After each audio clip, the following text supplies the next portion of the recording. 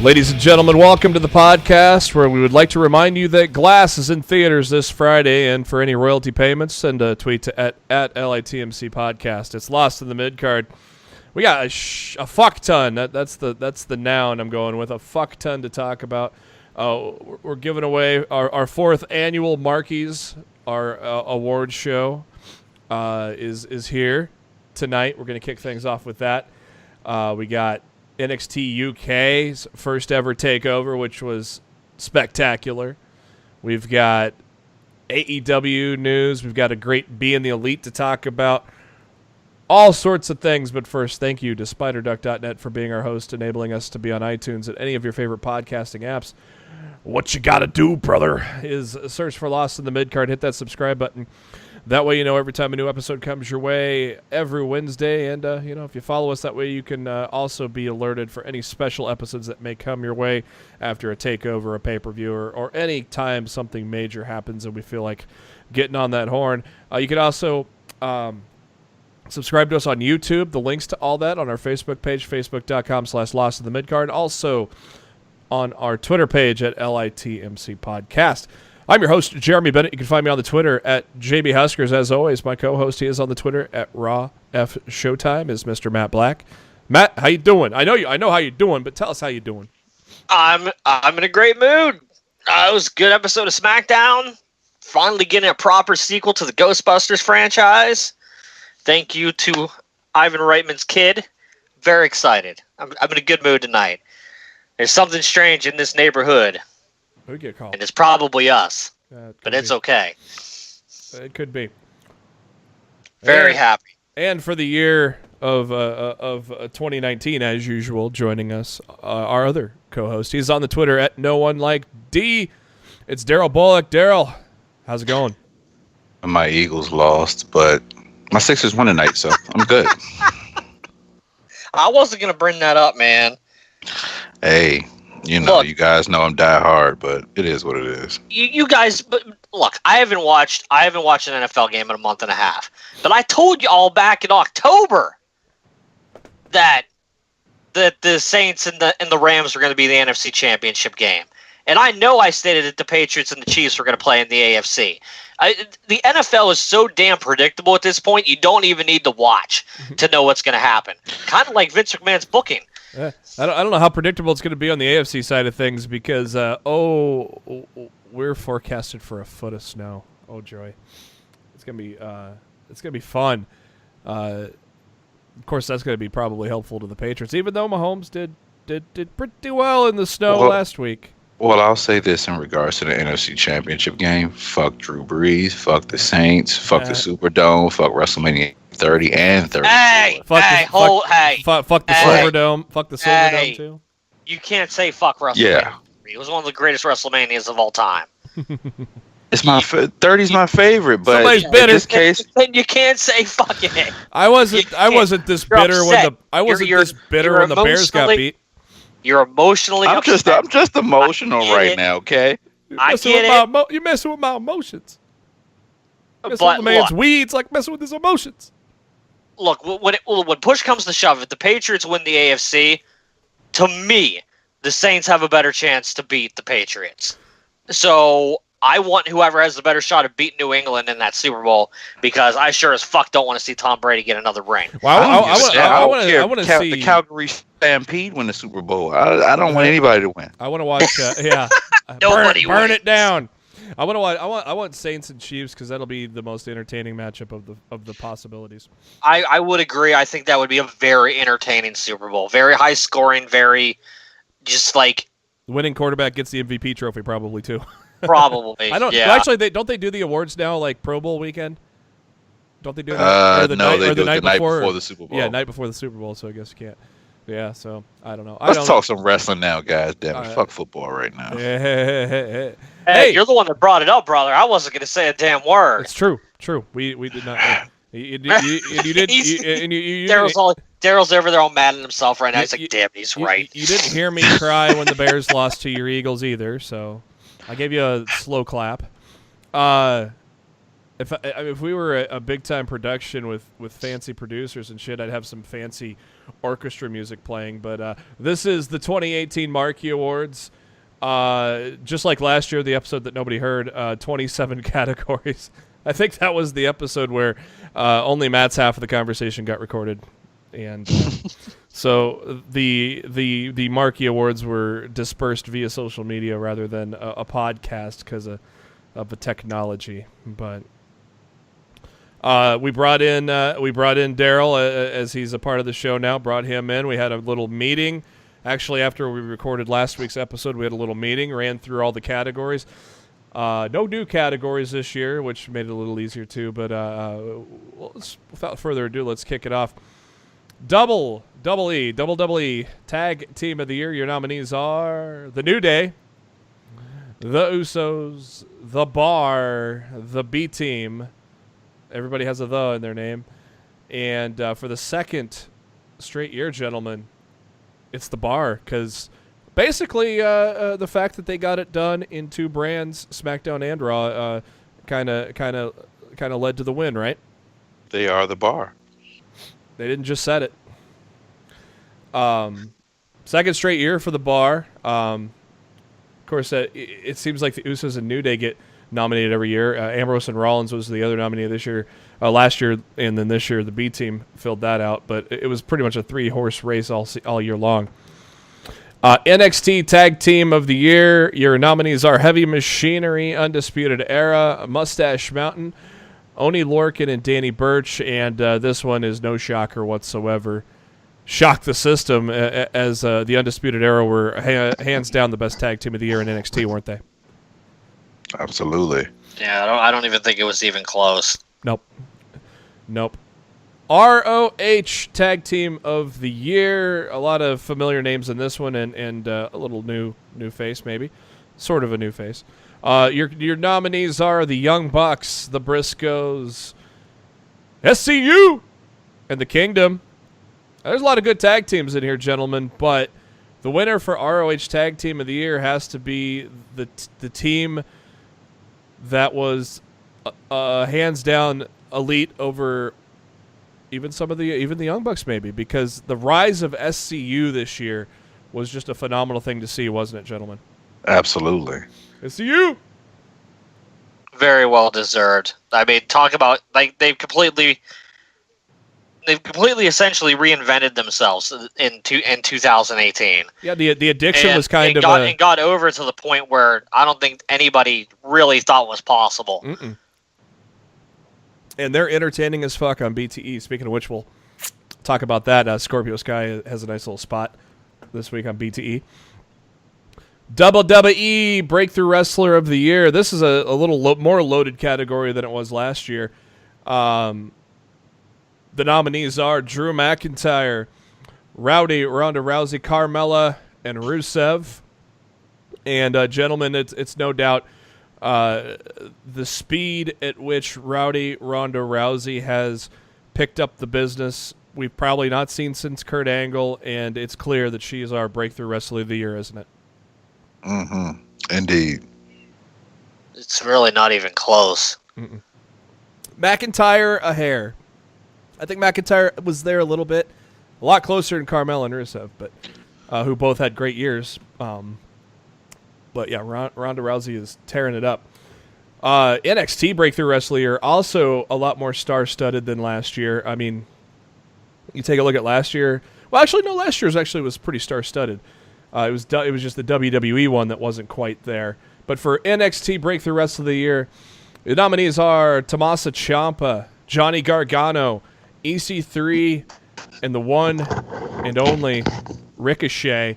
This was a tough one, but we had to go with a guy that just showed up on the scene and basically did some things that we've never seen before in NXT. and just a few months into the company, got some gold with the North American Championship. The one and only Ricochet, gentlemen. That is our Breakthrough Wrestler of the Year. He is the one and only. And I think he's going to have an even bigger year in 2019 than he did in 2018. You think it'll be all in NXT? For his sake, I hope so. Yeah. I definitely hope so. Unless he goes across the pond to challenge Pete Dunne's modern day record, I don't know. ROH Breakthrough Wrestler of the Year. Some good names here. Your nominees are Scorpio Sky, Matt Taven, Hangman Page, and Jeff Cobb. Pretty tough here to really narrow it down, but we had to go with the guy that's probably got the biggest future, a guy that's probably going to be the first AEW World Heavyweight Champion, Hangman Page. He is basically the future of professional wrestling, gentlemen, and so he's definitely got to be the Breakthrough Wrestler of the Year, right? Absolutely. I don't know if he's going to be the first AEW champion, but I definitely feel that he is absolutely the future of the business right now. And I mean, that was a hell of a lockdown for AEW to secure right off the bat. You know, being a member of the elite, you know, makes it rather easy. But let's not pretend like WWE didn't make a play at the guy. Exactly. So he's already absolutely a star, and his star is only going to get brighter. Do you think over the course of Double or Nothing and then the Jacksonville show that's coming up after that, do you think it's basically going to have some positioning with a featured match in each of those cards? Like this one's going to have probably Hangman Page and Pac, then maybe somebody else has a featured match, maybe Jericho and somebody, and then maybe those winners maybe culminate in the fourth ever AEW show, well, third ever AEW show, fourth if you count All In. How do you think they should play this out, or do you think they should introduce a title at Double or Nothing?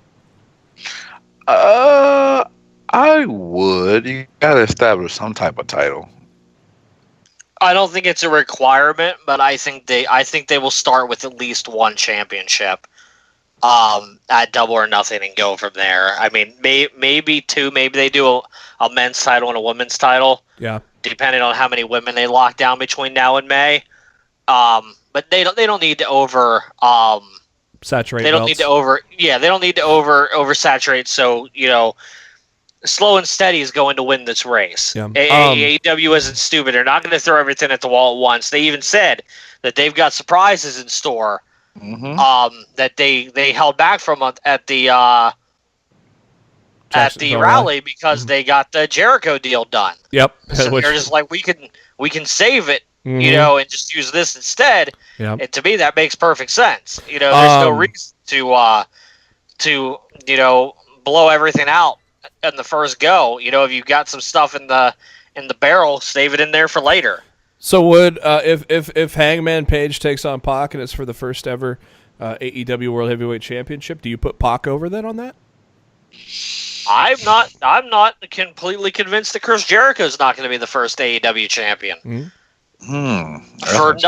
For nothing more than the fact that he is the biggest mainstream star attraction that they have. Yeah. And you start the company building around Jericho, and Jericho's the one that puts over Page or Pac or somebody like that, like 3 to 6 months down the line, which would then be it's perfect. going to mean a whole lot more. Oh, I'd love to see I'd love to see a Page Jericho feud for the title. That'd be awesome. I could see them triple threading Jericho, Pac, and Page, and Jericho coming out of there with the title. Oh. I really could. And I'm not saying that's going to happen, but to me, Jericho makes the most sense to be your first world champion heading into your cable television show. Yeah. Because Jericho is going to bring the average wrestling fan's eyes to the product that don't know the other guys yet. Yeah. Right. And it's almost like a kind of a funny flashback because it wasn't a triple threat match, or actually, was it a triple threat match when Jericho beat The Rock? And yeah, it was triple threat, wasn't it? It wasn't 2 matches in one night. No, it was 2 matches in one night. Oh, it was 2 matches in one night. Okay, I couldn't remember if it was that way or a triple threat. He beat The Rock, and then he beat Austin. Yeah. Back to back.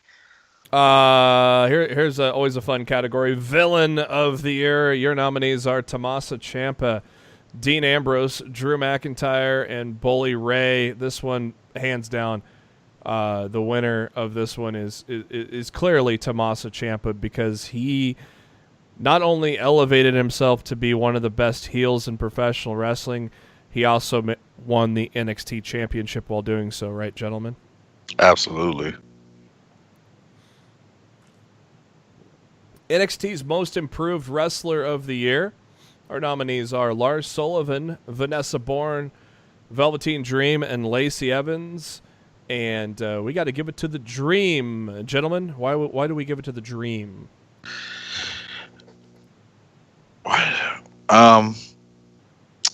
I just think he's just, from when he came in, nobody really understood his gimmick, and people were more so confused about it. But as soon as that dude comes to the curtain right now, like, he gets probably the biggest pop in NXT, undoubtedly. What's interesting is Dream was nominated for this same category last year, but lost to Authors of Pain, who basically their in-ring skills definitely saw a sharp move upwards towards their end of their NXT tenure. WWE Rebound Wrestler of the Year. The nominees are Dolph Ziggler, Daniel Bryan, Becky Lynch, and Rusev. While many would say the man, Becky Lynch, would be a prime candidate for Rebound Wrestler of the Year. Gentlemen, we got to give it to a man who we never thought would wrestle again in Daniel Bryan. Yes. Yes. No! Yes. No! Yes. No! Fickle! He can say whatever he wants. The yes movement is still alive and well. It's still alive. It'll never die. It'll never die. WWE Cruiserweight of the Year. Your nominees are Buddy Murphy, Mustafa Ali, Cedric Alexander, and Drew Gulak. And this one wasn't really even close either. We're giving it to a man that's not only made a huge impact on 205 Live, but now he is making an impact on SmackDown Live. Gentlemen, it's Mustafa Ali. Well deserved. Although he got his ass beat tonight. Yeah. But that means he's in a high-profile feud with Samoa Joe now, so that ain't a bad thing. If he wasn't impressing, they wouldn't have put him in. They wouldn't have put him in a feud with Joe if he wasn't impressing on the SmackDown Live brand. Absolutely. Pay-per-view of the year. Our nominees are Tables, Ladders, and Chairs. Oh my! Evolution, SummerSlam, and the Royal Rumble. And we should also specify this is WWE pay-per-view of the year. Yes. And not just wrestling pay-per-view of the year, because if it was just wrestling pay-per-view of the year, All In would win. Yeah, All In. So you just said pay-per-view of the year. I just wanted everybody to know this was not like a wide scope of, everybody's pay-per-views. This was strictly WWE pay-per-view of the year. And this was probably not, maybe a little close. I think Tables, Ladders, and Chairs was a great show, but gentlemen, it's hard to not give it to Evolution, the first ever all-women's pay-per-view, because not only did they get themselves the first ever all-women's pay-per-view, they delivered, didn't they? They sure as hell did. It's an amazing show. It was. I'm very much looking forward to Evolution 2. Mm-hmm. Best WWE feud of the year. Your nominees are Samoa Joe, AJ Styles, Becky Lynch and Charlotte, Roman Reigns and Brock Lesnar, Stephanie McMahon and Ronda Rousey. Winner, the Marky for WWE feud of the year. Basically because they had one of the best matches of the year, and it also led to the birth of the man. Gentlemen, the best feud in WWE was Lynch and Charlotte, wasn't it? Absolutely. And it still ain't dead. Nope. Let's face it, that feud's not done yet. I mean, they might be doing other things at the moment, but, I mean, Charlotte and Becky as a rivalry and feud is still alive and well going into 2019. And I really don't see it cooling down anytime soon. If there was ever a time for that Luger-Bret Hart prediction, this would be it, wouldn't it? Yep. NXT Feud of the Year nominees are Kairi Sane, Shayna Baszler, Johnny Gargano, Tommaso Ciampa, Undisputed Era, Mustache Mountain. We could throw Adam Cole and Tyler Bate in there as well. Then Aleister Black, Johnny Gargano, the big whodunit of the summer. This one was not even close because this is almost one of the best feuds of the past decade. Gentlemen, it was Gargano and Ciampa, wasn't it? Yes. Yes. Yes. And more yes. So good. I mean, how many did that deliver 3 takeover feuds or matches? I believe so. I think it was 3. ROH feud of the year. Your nominees are SCU versus ROH Management, the Briscoes and the Young Bucks, Dalton Castle, Matt Taven, Flip Gordon and Bully Ray, and your winner is Flip Gordon and Bully Ray because they just told a hell of a story of the underdog stepping up to the asshole basically, and it was really well done on both sides, wasn't it? Mm-hmm. It lasted a good long time, and it told a hell of a story, which culminated in a beautifully story-told match at Final Battle. To me, it was the best end of the show. So many callbacks to the feud throughout the course of those months. It was awesomely done. To me, it was the best thing ROH did all last year. Mm-hmm. Usually a fun category with things that make you go, or hit the desk card or facepalm like Captain Picard. What the fuck wrestling moment of the year? Let's just back it up last year. Some of that included Jeff Jarrett, the Universal Championship on a milk carton, Ed Nordholm versus the Hardys. A lot of facepalm worthy moments. This year it's a little different. It's a little different. It's a little more wow, what the fuck, like a holy shit moment of the year. Nominees. Well, didn't Jericho showing up in New Japan win last year? It did. That was like the only. Yeah. So that's not just like as you're saying, it's not just what the fuck this is terrible. This could also be what the fuck didn't see that coming, or what the fuck this is awesome. Yeah. Type of deal too. It's definitely what the fuck can mean several different aspects, and that's what we try to bring into this award. Yep, and this award is all companies combined, so your nominees are Ronda Rousey arrives in the WWE, Vince McMahon announces the return of the XFL, The Elite changes the world, SmackDown moving to Fox this fall. All worthy competitors for a marquee, but gentlemen, the what the fuck moment of the year is just the fact that the Elite changed the world, and now we're going to witness it in 2019, correct? See, it's honestly, it's still unbelievable to me that after WCW died out, I never thought we were going to get any type of resemblance of another company to come along with the type of funds to actually compete contract-wise with the WWE. I'm not saying that the companies... Yeah, and I'm not saying that the companies are legit going to compete. I'm not saying the equivalent of the Monday Night Wars are coming back. But what I'm saying is just the fact that these guys can come in here with an already very heavy-ended roster with 3 and 5 year contracts. Yeah, and they're ready to get a great cable deal and just make the wrestling world better. And you don't have to compete with WWE to make everything better. And I think that so many people, strictly WWE fans want to see everything as a competition. Sometimes it's just good to have as many wrestling companies out there as possible doing well. And, if AEW comes in and does as well as everybody thinks it's going to do, it's going to be great. It really, really is.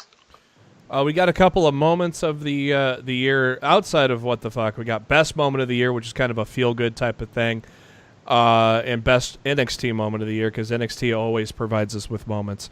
The best moment of the year is all-encompassing for companies outside of NXT. The nominees are Cody wins the NWA World Heavyweight Championship, a title that his father held for several times, and Cody did it at All In. Daniel Bryan returns to wrestling after 2 years out.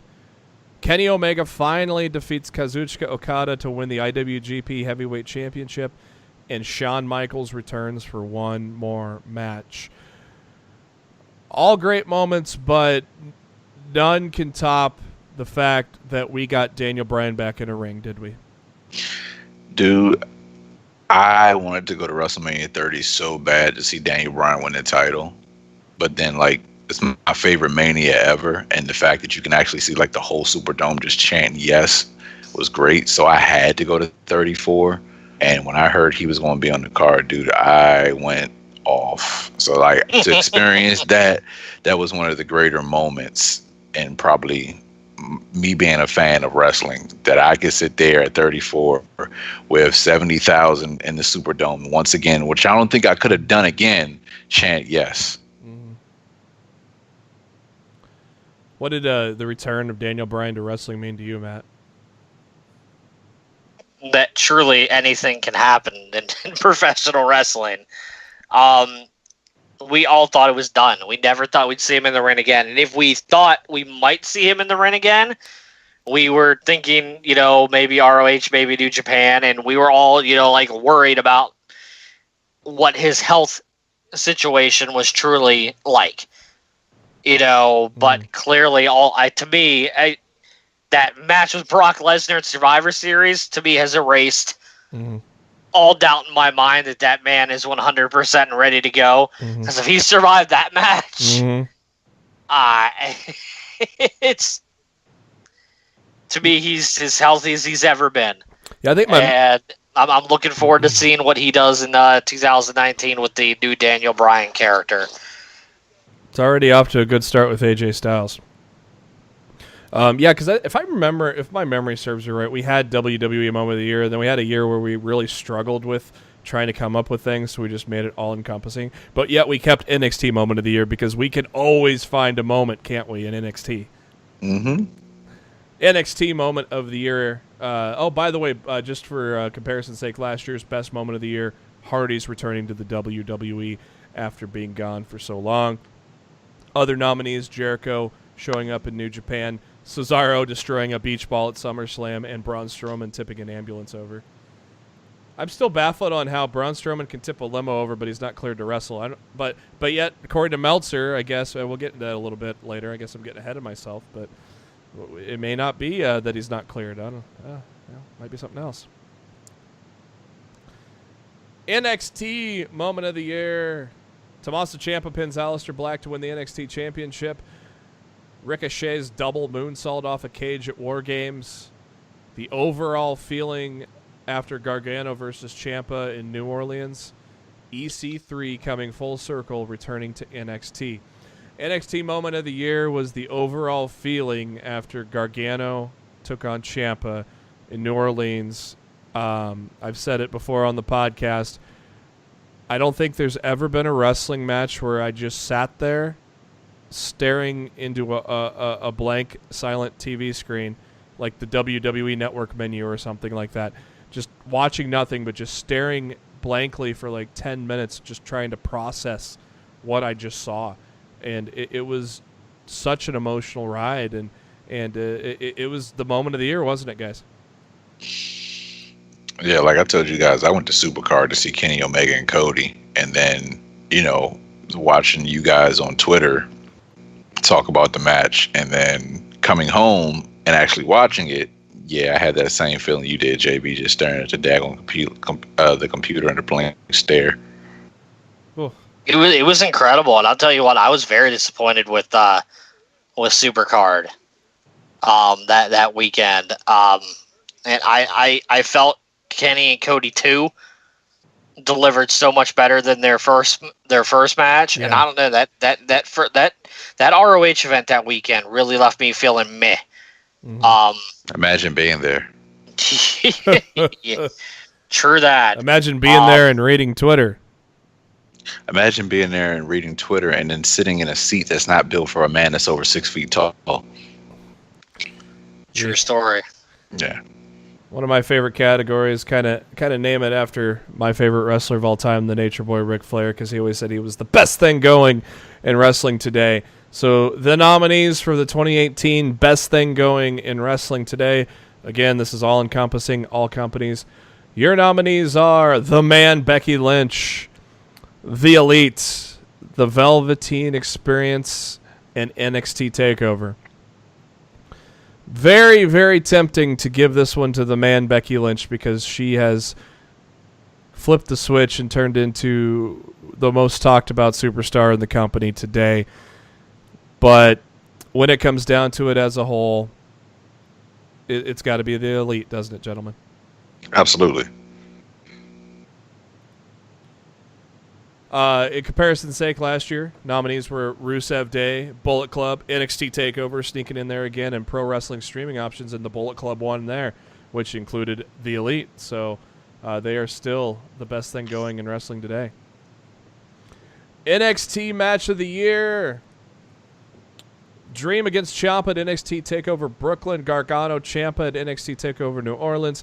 Kairi Sane, Shayna Baszler at Evolution. And the six-man ladder match for the NXT North American Championship, also at New Orleans. And we just talked about it for Moment of the Year. So no doubt, gentlemen, NXT Match of the Year, Gargano Ciampa, New Orleans.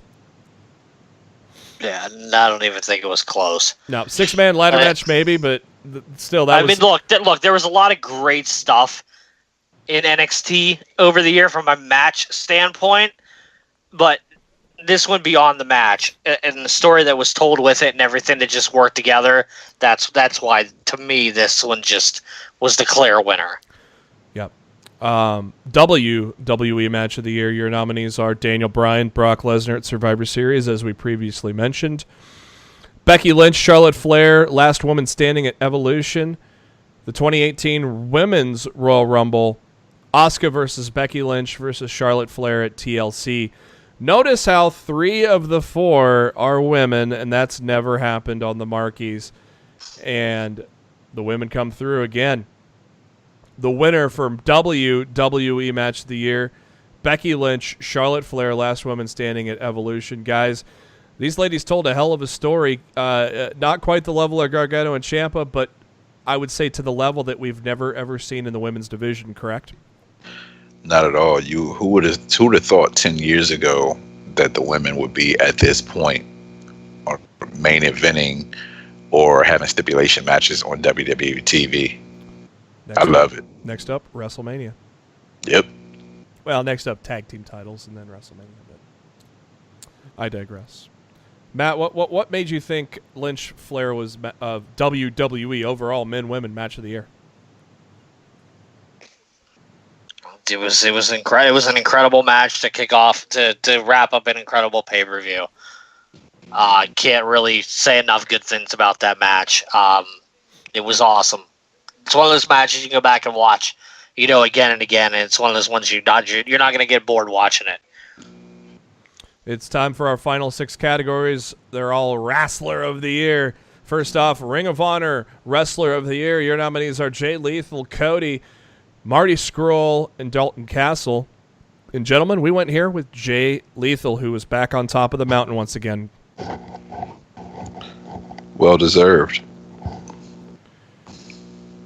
If only, I would just love to see him in NXT just to see what he could do with those guys there. And I don't know if we're ever going to get it now. I don't know. He's still young, right?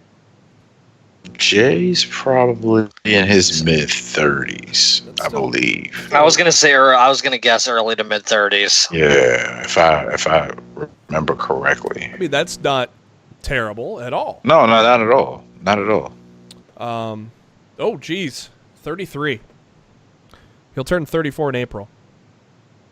So Wow. Yeah, he's still got a lot of career left. But my thing with Jay, and like I said, I'm not saying this to be a dick or anything, but he's done it all in ROH. in Ring of Honor. He done it all a year ago. He did it all a year ago. He's done it all twice. Yeah. He's lapped himself, and he's doing it again. All he's got left now.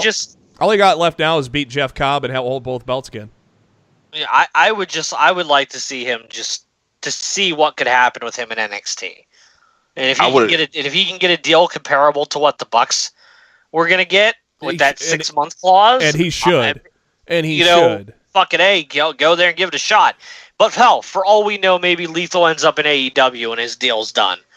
I could see that. My fear with Lethal leaving Ring of Honor and coming under any umbrella with WWE is the fact that as long as Vince is in charge and his goofy personality is going to go back and see Jay Lethal doing the, the Ric Flair thing and the Black One Cheese Bone thing. Well, that's why you put him on NXT. Yeah, that's why I'm hoping that he stays there in NXT and never goes to the main roster. Because if he touches the main roster, you're going to see those gimmicks come out again. Because I know Vince is a goofy motherfucker. Hey, if as long as we get one more segment with him and Flair, I'll be all about it. I'll take it. I'll take that, but don't make it as his damn main gimmick. Kids, if you've never seen the showdown between Jay Lethal and Ric Flair from Impact Wrestling, YouTube it because it is fucking hilarious. I think there is going to be a massive bidding war for his services when his ROH deal comes up again. Is that roughly 12 months from now? Yeah, he just signed. He just signed like this month or last month. Was it a 2-year deal though? I thought he signed a 2-year deal in 2017. Yeah, he did, and that was in January. But he just re-signed again. Oh, he re-upped again. Okay. Yeah, he just re-signed again. I want to say last month, and I want to say it was a 2-year deal. Yeah, I think you're right. I think it was a 2-year deal. But I mean, when that 2-year deal's up, and if AEW is in the position that we think that's going to be in 2 years, I think there's going to be a massive bidding war for his services. And Lethal is very close with a lot of the main talent that's behind AEW. Yep. I think he would feel more comfortable going over there in terms of taking a risk than he would with going to WWE. Well, and we've talked. Before Darryl joined our show, we talked about this many times. We speculate: does he even want to make that big of a jump? Does he really want to be at the top of the wrestling mountain? Does he want to go to the biggest company? Maybe he doesn't want to make that jump. So, it's hard telling, but. We digress to the New Japan Pro Wrestling Wrestler of the Year. Your nominees are Jay White, Tetsuya Naito, Kenny Omega, Chris Jericho. Who would have thought he would be nominated for New Japan Pro Wrestler of the Year in 2018? But he was. But there is one clear winner, and that's the cleaner, Kenny Omega, gentlemen. The best bout machine. Absolutely. But is he the best wrestler on the planet right now? All I would say he is. I will say he is. If Darryl wants to argue, he can, but Matt Taven is not better, by the way, Darryl. I think even Darryl would admit that. I would hope so. But here's my question. Everybody says best wrestler on the planet based off what? Overall? Based on skill in the ring? Based on what? Off of Meltzer, 6 stars. Oh my God. I'm talking about what he does inside the ring. Like my Mark voice there? Yeah. And I don't think anybody on the planet right now does what they do inside that ring better than Kenny Omega. But all he does is 18 V triggers. And I you shut the fuck up. That's what the marks say. I will tell you one thing. If I hear one more person try to tell me that Kenny Omega can't cut a fucking promo, oh my God, I am going to shove my boots so far up their ass. Can I watch? That they're going to be able to taste it. Can I watch? Because anybody that says Kenny Omega can't fucking cut a promo Darryl, has never watched an episode of Being the Elite and has never watched any of this man's actual work. There is so over many the past several years. He's a great promo. There are so many WWE hacks that just bash on Omega and they have no idea what they're talking about. That goes back to what you said earlier, Matt. Everybody who's a WWE fan wants to make it competitive, and you can't do that all the time. You just got to enjoy wrestling for what the fuck it is. Yeah. Amen. And that's what it should all be about. It doesn't have to be an us versus them mentality. And that's what drives me crazy with wrestling fans. They're picking a side in this quote unquote war that's about to go down. It doesn't have to be a war. All them bucks are spot monkeys. Oh my God, I'm gonna fucking kill you. Wow. All it is a spot fest in AEW. Oh my God. I mean, there could be several arguments about who's the best wrestler on the planet right now. I mean, but at the same time, like at this point, at this juncture, based off of last year and his body of work, I think Kenny Omega is. Well, how many wrestlers do you know can do the time limits that he does and still be in Japan, with that type of style of wrestling? This isn't WWE where, you're slapping your thigh every 5 minutes. These dudes are really hitting. Well, and Matt said, I think Matt said it last year on the Marky's episode that never aired. We didn't have the category of best overall wrestler, but it would have went to Kenny Omega in 2017 too. Absolutely, absolutely. I mean, like I said, I'm not going to argue. I mean, like I said, there could be several arguments, but at the same time, based on that guy's body work in the past year, yes, Kenny Omega is the best wrestler in the world. I don't think there's any wrestler on the planet right now that can go in there and tell me a better story from bell to bell and get me invested. I'll tell you what, though, than what Kenny Omega does every time he steps into that ring. I literally saw that comment on a page. All he does is feet triggers. No, shut up. Fuck it. I think a lot. I think I'll fucking watch the product. I think the V trigger is the best move in the game right now because it's a fucking awesome move. So shut up, Mark. These would be the same idiots that say the Young Bucks do nothing but super kicks. Yeah. Or that the Young Bucks can't sell. Yeah. Or the Young Bucks can't tell a story. Matt's been selling that. The Young Bucks doing super kicks all the time, and the Usos not doing super kicks. What the fuck? They do super kicks all the time too. I honestly, I think the Usos hit more super kicks in a match than the Young Bucks do nowadays. Nowadays, yes. They do. A couple years ago, no. But I think nowadays, I think the Usos hit more super kicks in a match than the Bucks do. They hit more Shit, Adam Cole hits more super kicks than the Bucks do at this juncture. Yeah. Cole loves his super kick, baby. I just lost my train of thought.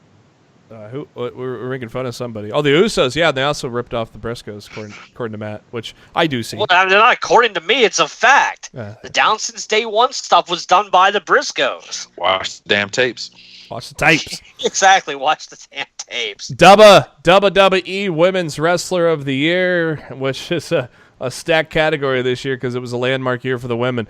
Your nominees are Rowdy Ronda Rousey, the Queen Charlotte Flair, the Man Becky Lynch, and the Goddess Alexa Bliss. While all had great years, gentlemen, it is hard-pressed to not give Women's Wrestler of the Year to the man who will hopefully and should main event WrestleMania. No argument. At all. I concur. They've all done great. Everybody on that list has done great things this year. We could throw Asuka in there, but she toiled around for a lot of the year under the creative thumb of dumbassery until somebody unfortunately from April to early December. Yep. They fizzled her out pretty bad. Like she had a great first 3 months and a great final month. She had a great quarter of the year. They had no fucking clue how to book her after the streak was broke.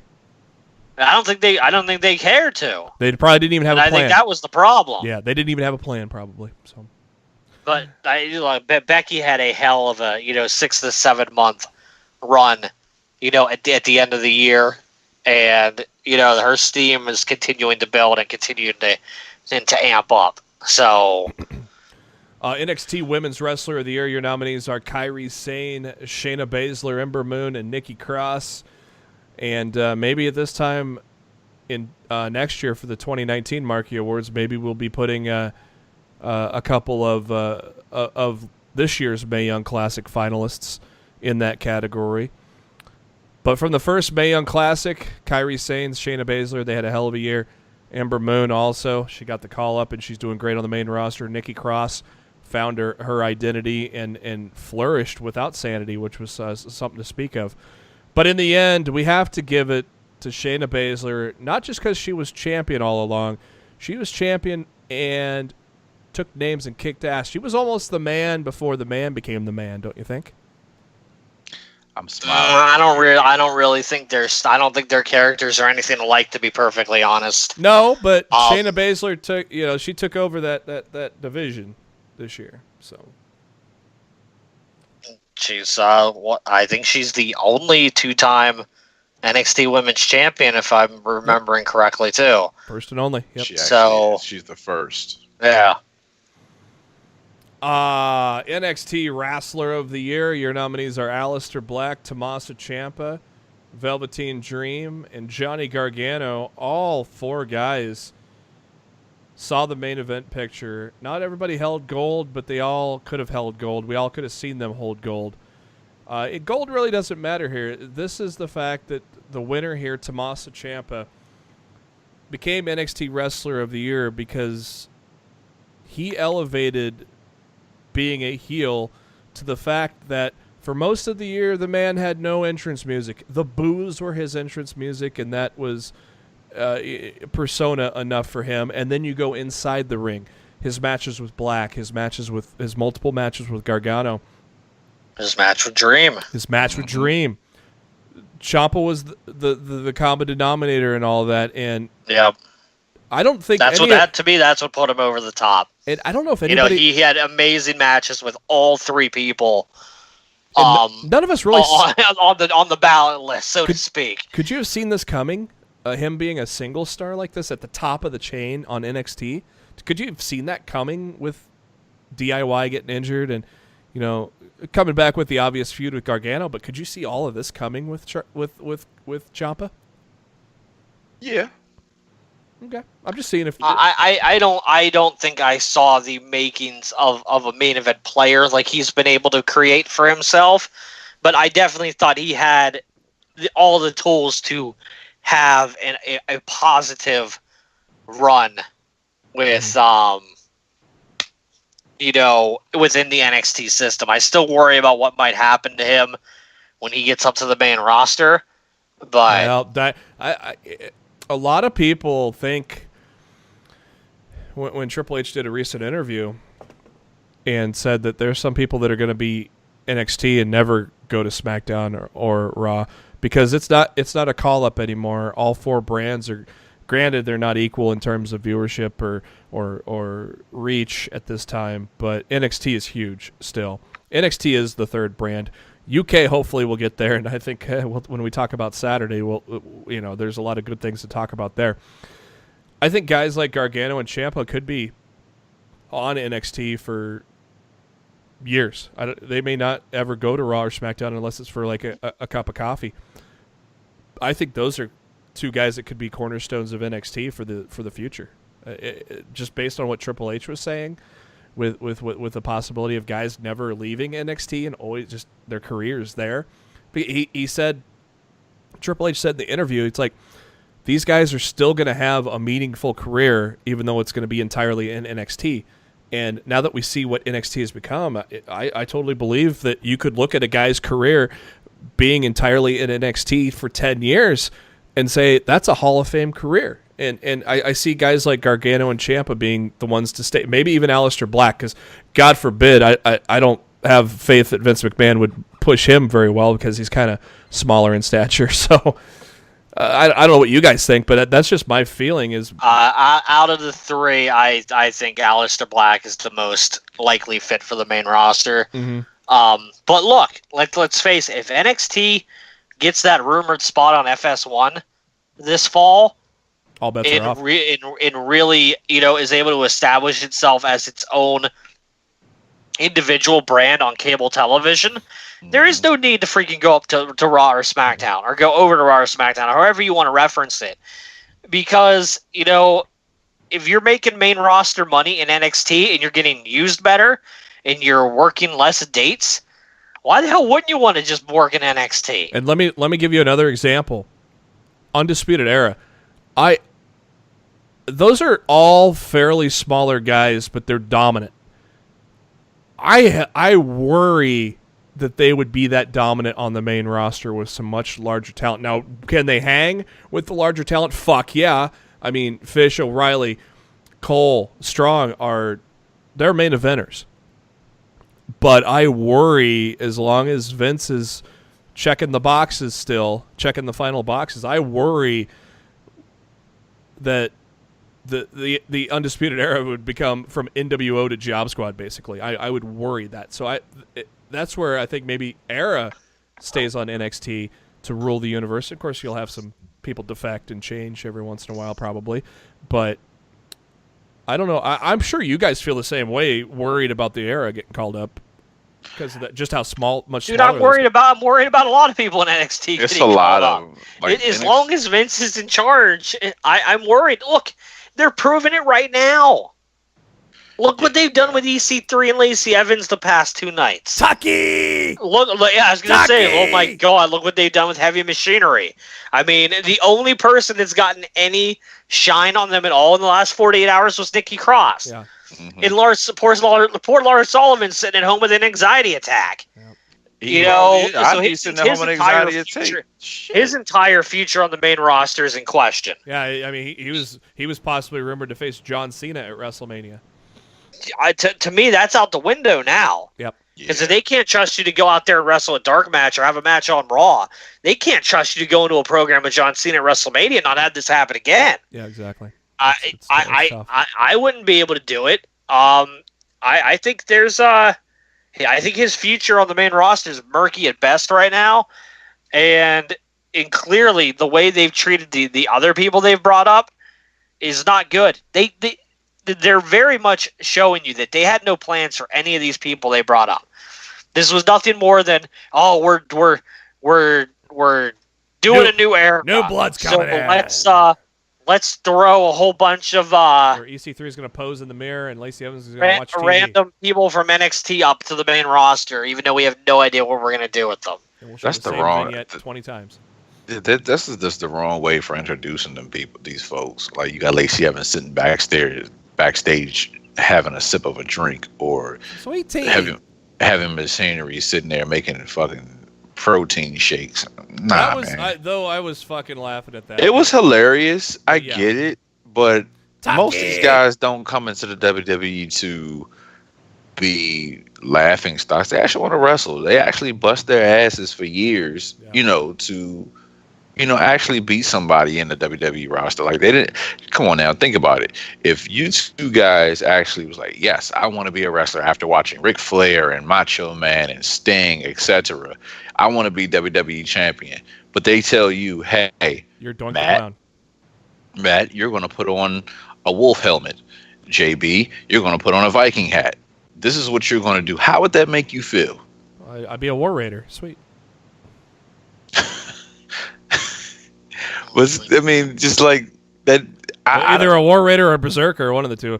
All right, but I'm just like, you bust your ass on the independents, and you train at the Performance Center, and you look up to your trainers, whether they be Matt Bloom, whether they be Shawn Michaels, whether they be Steve Corino, and hope that you can, main event WrestleMania or whatever. You don't, but then they tell you, oh yeah, we're just going to sit you in the back and, just let you chill, and we won't put you on TV until every 3 months. How'd that make you feel? I'd be pissed. So I see why Lars Sullivan is having anxiety attacks. Yeah, hopefully it'll all be better a year from today when Vince is preoccupied with the XFL. Which actually he'll be preoccupied with it sooner than that, so. Look, I knew Otis was in trouble the second Vince saw him. Yeah. He looks like a cartoon character come to life. Yeah. And that's exactly how Vince McMahon's going to use him. So, look, it might actually work out. That team might work out as like a great kids tag team, kind of like they took the sheep herders and made them the bushwhackers.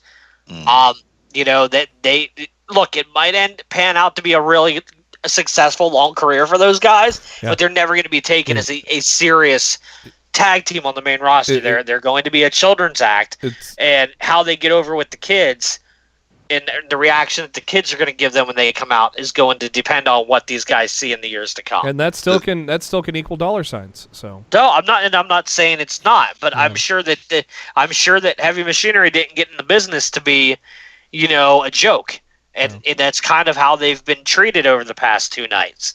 Yeah. Right.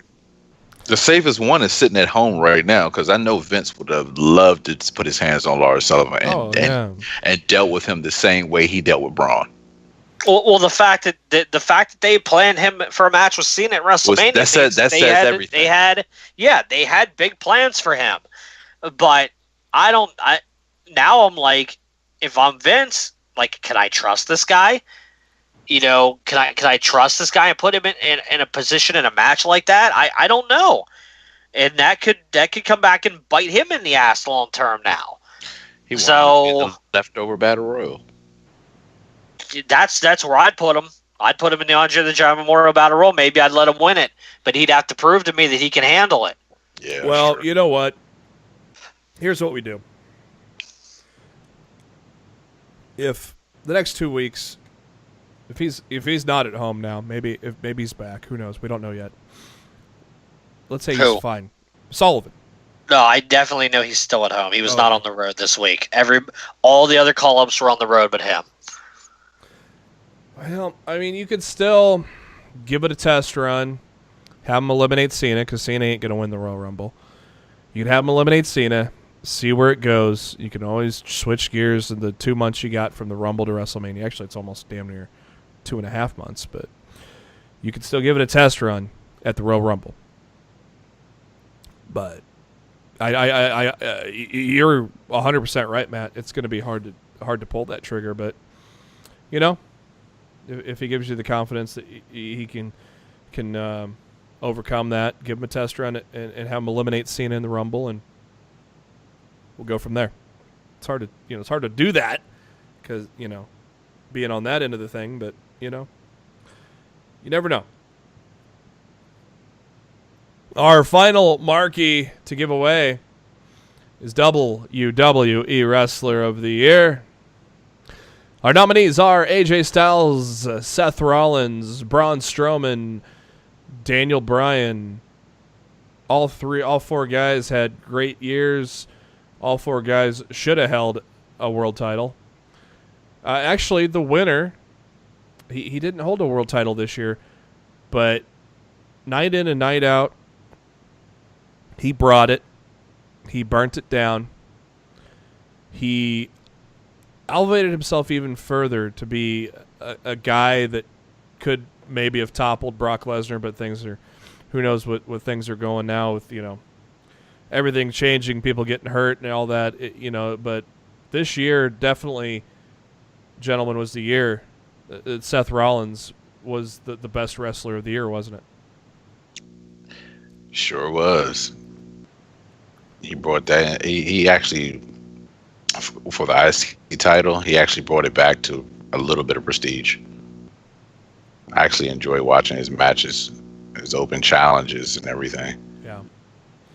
Yeah. It almost looked like he was primed to. This was his. I think he said it himself. This was like the first year that it's gone as planned in a long time for him, and there was a feeling that he was going to beat Lesnar at WrestleMania, but now who knows what's going to happen now. Everything is changing by the minute within the WWE. So, Matt, what were your feelings on nominating and giving Seth Rollins the marquee for Wrestler of the Year?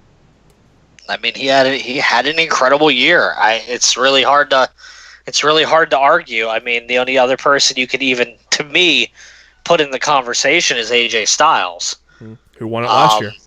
Yeah, and to me that's the only other person that you could even begin to make an argument for. And I think Rollins is going to have a big year this year too. I think Styles will as well, but Styles' future is in question. His contract's up in a few months. What's he going to do? Is he going to be a double or nothing? Because his contract. I'm just saying, if his contract's up in April, if he chooses to go, could you imagine? You could do it. Could you imagine? You could be there. Could you imagine CM Punk coming out and everybody's just in shock and awe, That just the fact that CM Punk is there, and then all of a sudden Dude, AJ Styles.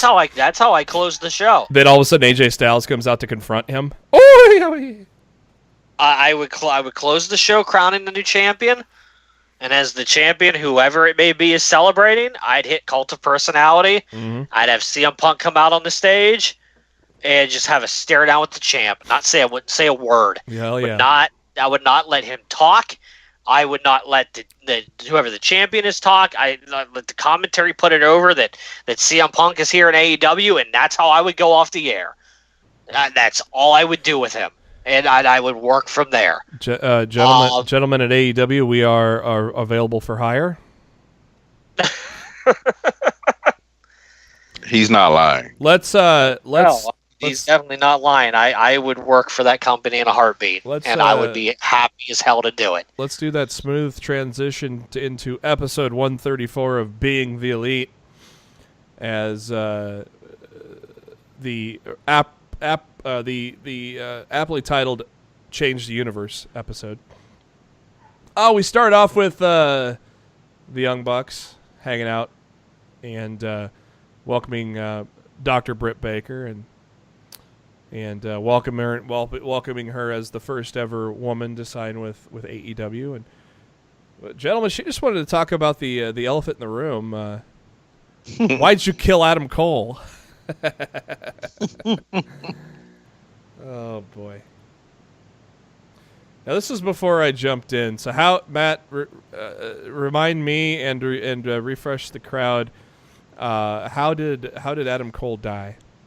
They poisoned his Monster Rehab. And he died at the venue where PWG normally wrestles out of California. Basically, it was them writing him off the show since he was going to WWE.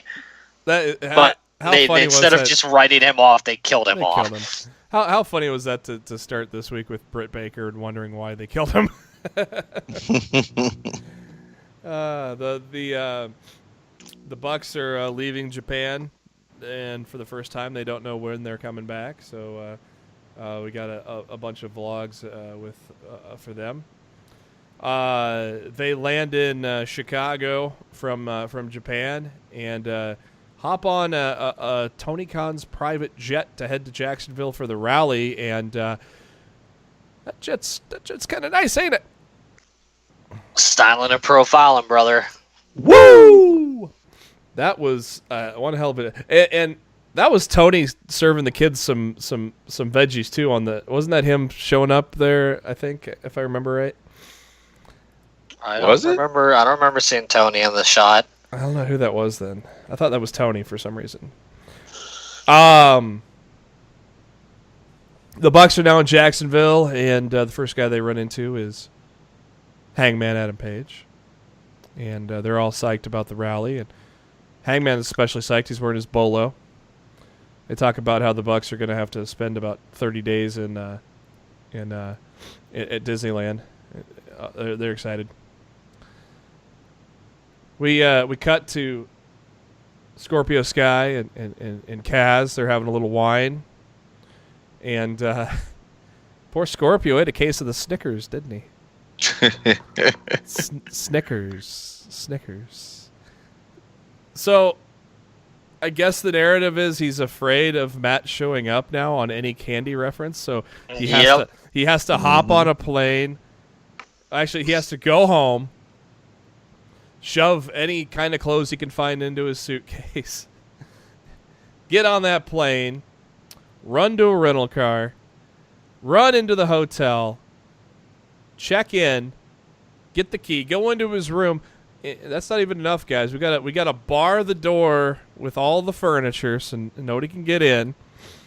So once the door is completely blocked, Scorpio can relax on his bed, right? Mm-hmm. Or not. There's Matt, stone cold face, with a Snickers in hand. How fucking funny was that whole thing? I just don't get it. See, this is why when people say, "Are you worried about the creative?"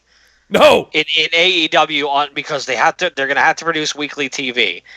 I'm like, no, because let's face it. Yes, it's a smaller time span. It's 15, 20 minutes a week. But these guys have been producing weekly television storylines for a long freaking time now. Yeah. Like, they know what they're doing. Absolutely. Oh my God, that was so fun. And the fact that they keep on coming up with these crazy creative ideas over this silly candy bar gimmick with Scorpio and Matt, to me just says that, like, we're going to be in really good hands here. I could use 100. I could use 100 grand. Like, one of the few things I'm not worried about in AEW is the creative. I'm not worried at all. I could use 100 grand right now. Oh my God, that was some good stuff, and we all knew it was coming. We were just waiting. We all knew Matt was in the room. I'll speak for y'all, right? Right. We all knew the punchline, but it didn't make it any less entertaining. No, it was so because sometimes the obvious way to go is the best way to go. That was the best. We cut to the AEW rally in Jacksonville. They show Cody speaking. They show the Bucks making their entrance. They show the Double or Nothing announcement for MGM Grand. They also, the next day, they show what appears to be kind of like promotional photo shoot for AEW. The Bucks in their gold and black gear, which are the AEW colors. Hangman, he's flexing, he's posing, showing off them delts.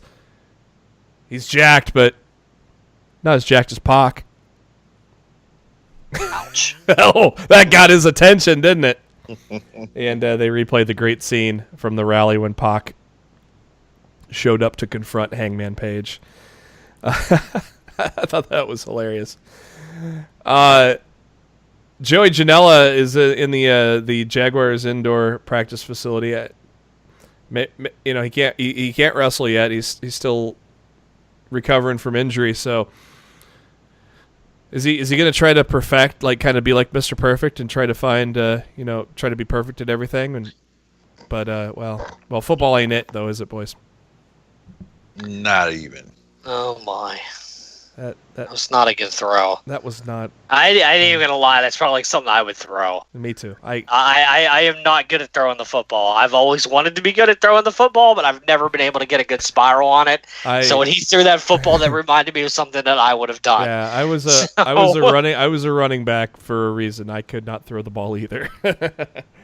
How about SCU doing their "This is the worst town" promo from in the center of the indoor facility with the camera way back, and they're just screaming at the top of their lungs? How great was that? This is the worst. The only thing I didn't like about that is I was not able to make out every word. Yeah, I wanted to make out every word because I love those segments so much. Like, I get for the comedic effect what they were trying to do, but I really wish I could have understood everything that they said. But I could not make it out. Another great moment after that was Cody introducing a new man to the AEW family, Mr. MJF, and MJF, is one of the great young heels in the business right now. And MJF acting cordial when Cody's around, but as soon as Cody steps out of the room for a minute, he's not as cordial, is he? Not at all. Just like Cody.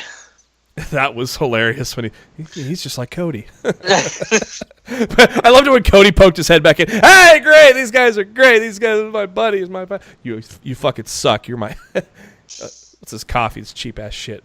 It's $5. It's $5.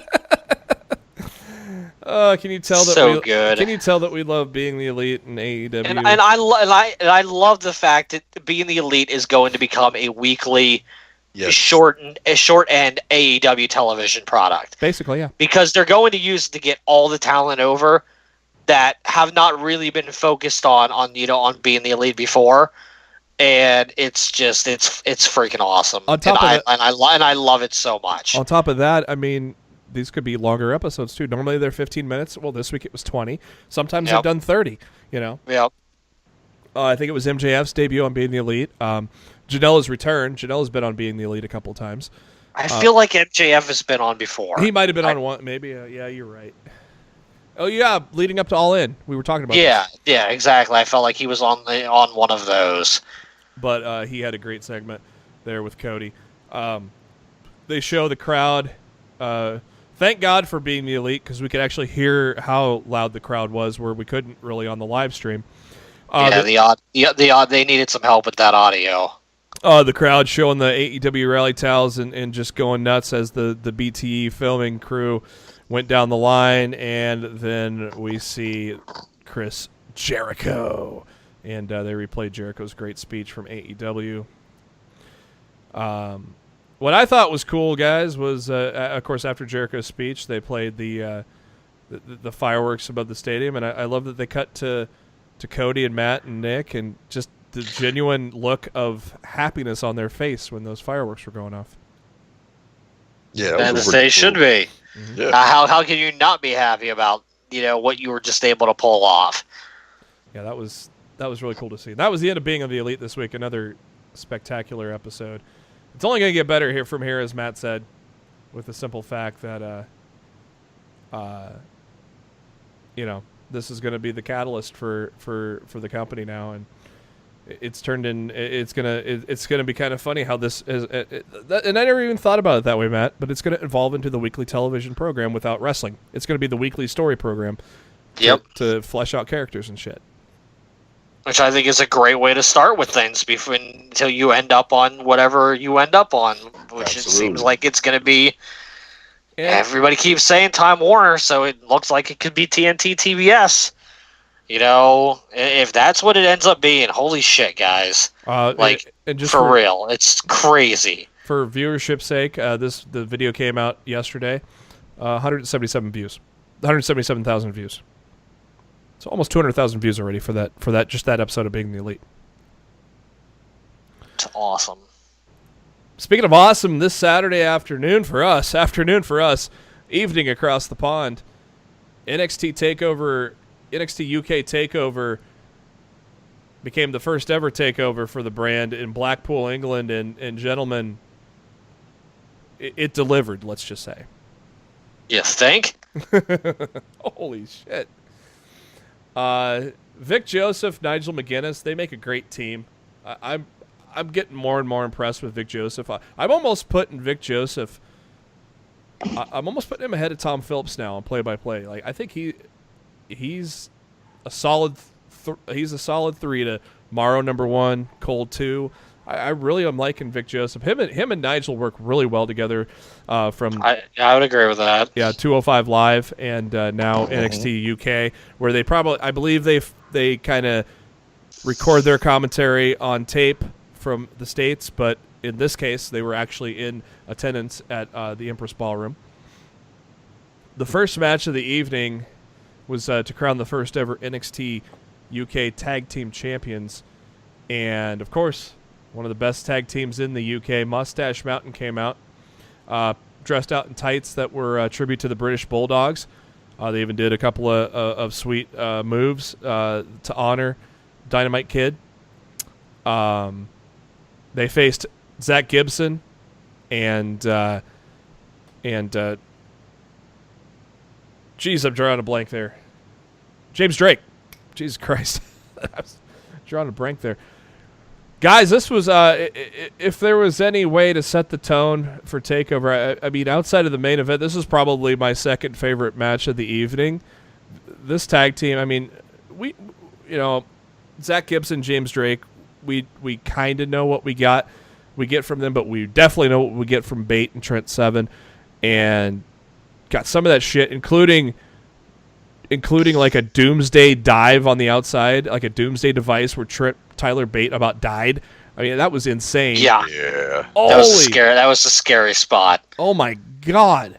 But gentlemen, I don't know if you would agree with me, but I mean, this was my favorite match of the night up until when the main event kicked into gear.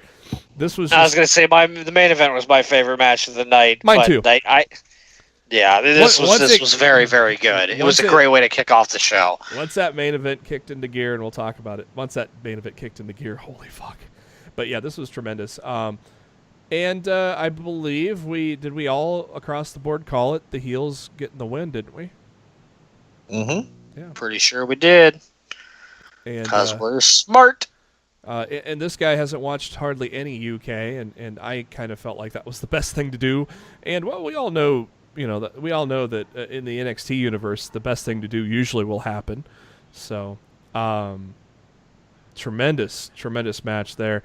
It puts over, it puts a shine on Zach Gibson, who was competed against Pete Dunne for the title a while back. And and the younger Drake, and it kind of puts them on the map and beating an established hell of a team, 2/3 of British Strong Style. So it was tremendous. Next up was the Irish Ace, Jordan Devlin, set to take on Banks, Travis Banks.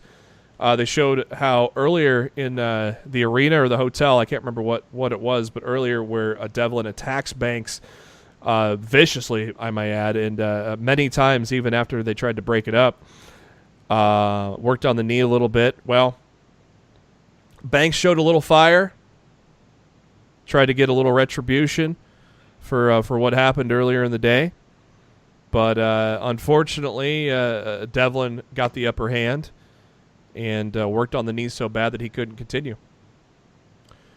So NXT UK, Johnny Saint came out, and what's his assistant's name again? You guys know? I don't remember. I have no idea. I don't remember. I can't remember either. Johnny Saint came out. Just call him Dwight Schrute. We'll just talk about Johnny Saint. He's the assistant to the general manager. He is, which is. Yes, it's clearly a play off The Office. No, I'm the assistant general manager. No, the assistant to the general manager. Yep. Johnny Saint says, I had a feeling you were going to pull this, Jordan. You jobber. After Jordan said he's the greatest Irish wrestler alive. I had a feeling you were going to pull this here, but we got a backup plan. And out comes Finn Balor, and holy fuck the pop for Finn. Nope, was anybody expecting it? I mean, I know when maybe he kind of played his hand when he said he's the best Irish wrestler alive, but did you honestly expect Finn Balor to show up in Blackpool? Well, he was there for the launch of the UK Performance Center. Mm-hmm. So, I mean, it was not a massive surprise, but it was still a great thing for the audience nonetheless. And it was a great thing for the brand overall. The UK universe erupted when he came out, and it was spectacular. Don't die on us, JB. I'm trying not to. Went down the wrong hole. Of course, they said how Finn Balor was the trainer and mentor to Devlin. And so are we going to get a little handshake beforehand? Nope. The Irish Ace slaps him. And that kicks off. Should we talk about this match when JB gets a drink? No, I'm taking a drink right now. Balor tried to end it early with the coup de grace, but that didn't happen. And what we got from there was a pretty damn good match between the two Irishmen, didn't we? Oh yeah, it was a very good match. It was a good match. And the right guy won, clearly. Well, yeah.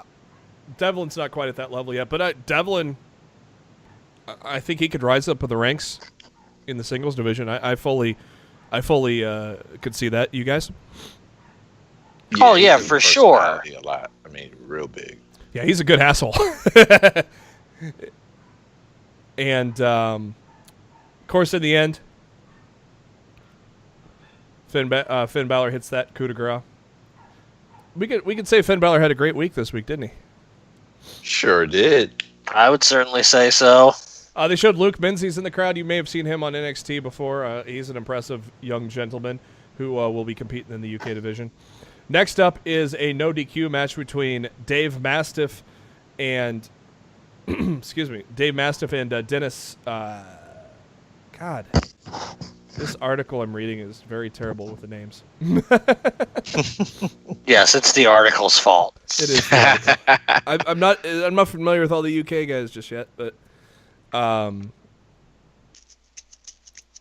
help me out here, guys. You guys aren't helping out, so You're the one that takes the lead. We just tell you what we think afterwards. There we go. I'm getting myself a little better view here. Next up is Eddie Dennis taking on Dave Mastiff. There you go. No DQ match. Dave Mastiff, that's basically the best comparison I'd say is this dude's a little more agile version of Vader. That sound about right to you? With a beard. With a beard. Yeah, with a beard. Dave Mastiff's a guy I'd love to have a pint with. Eddie Dennis, man, let me tell you something. This guy's very interesting. He was a teacher, a former headmaster. Dude's smart as fuck, and the dude is like 7 foot tall, and you can't teach that. Wow. Thank you, Big Cass, for ruining the fact that we can't say that without after saying 7 foot tall.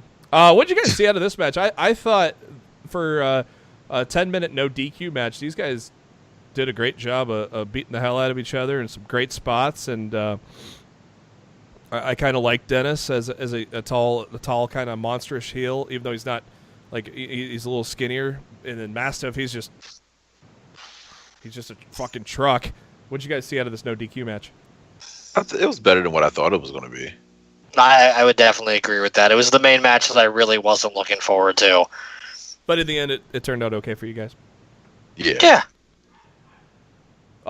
Next up is the NXT UK Women's Championship. Toni Storm, big pop for Toni Storm coming out as she takes on the first ever champion, Rhea Ripley. And this one had Ripley in control for the most part of it. But thanks to a second Storm Zero and Matt correctly predicting a hell of an emotional moment for Toni Storm winning the UK Championship. It wasn't a lengthy match, but with what they had, they had about 15 minutes. I guess it was actually a fairly lengthy match. I was going to say, I thought the match went for a good bit. It seemed like it went by a flash because it was so good, right? Yeah. I would agree with, but I definitely felt it was given its time. Yeah, I did not think it was 15. I thought it was 10, and I looked at it was 15 minutes, and yeah, that was a hell of a match, and that women's the top of that women's division's in good hands with Storm and Ripley. Are you guys familiar enough with the UK roster? Do you know what would make a good next feud for Storm? I don't think her and Ripley are done yet. Think that's going to continue for? Yeah, that's going to draw for a little bit. I don't think that's done yet. Then we got the UK Championship. Joe Coffey, he was joined by his Gallus teammates Wolfgang and Mark Coffey. They did not go to the ring with him, so that was good. I didn't want Overbook City here. Because I kind of thought when I saw those guys in the ring, I think, oh, maybe Mustache Mountain will accompany Dunn. But no, it was just those two guys beating the holy fuck out of each other, right? They beat the shit out of each other. That's pretty much it. Yeah. Yeah. I mean, seriously, the match was great. The early part was some great technical wrestling, just a whole lot of technical wrestling. There are almost every wrestling match. There's a time where the gears change, and sometimes it's amazing and sometimes it's good. The gear change in this match was fucking amazing, wasn't it?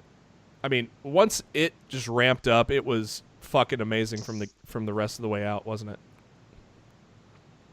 I thought the match was off the charts, and I loved the is Vince watching chant. Yeah, that was that awesome. he got during that. And how many of us are calling bullshit to the answer on Vince's tweets? Oh, I don't believe him for a fucking second. He didn't watch that shit. I even replied to him with the Anchorman gift that says, I don't believe you. Yeah, and I don't believe him for one fucking second that he saw that show. Fuck no. Somebody called him and sent him a text message that said, "Hey, they're chanting for you. They're chanting X, Y, and Z." And yeah, if he was watching, he'd be pissed at the fact that the ring announcer lets the fans chant "One fall." Probably. What's that shit? I shut them up. Our fucking universe. Ugh, fucking Vince. The man that can't remember somebody's full name, so he has to cut it short. Andrade. Lashley. But they're still calling him Bobby Lashley, though, right? No, they haven't calling him Lashley. Are they just calling him Lashley now? Lashley. Okay, I didn't even realize they played the Bobby. Wait till Donovan Dijakovic comes to the main roster. Yeah, we're going to just go with Dijak. I don't even know why Triple H set that man up for failure with that name. That name ain't making it to the main roster. Not at all. We're going to go with Dijak, pal. Well, that's what everybody knows me as anyways, Vince. So be just Jakovic. Maybe Jakovic. maybe Dijak knew something. He goes, if I go by something else on NXT, Vince will go to Dijak once I get to the main roster, which is what maybe that was his plan. That's what I'm used to. Maybe that's his plan all along. He's like, I know he's going to call me Dijak when I get up there. So, just amazing near falls in this match, and I was like, I was asking Matt and Darryl twice. It looked like Dunn was going for the bitter end from the top rope, and they first time just Coffee spills to the outside. The second time, Coffee drags Dunn to hell with him, which was an amazing spot. And I go, were they just not able to pull that move off? And you guys were like, no, you thought that was part of the plan. I definitely think it was part of the plan.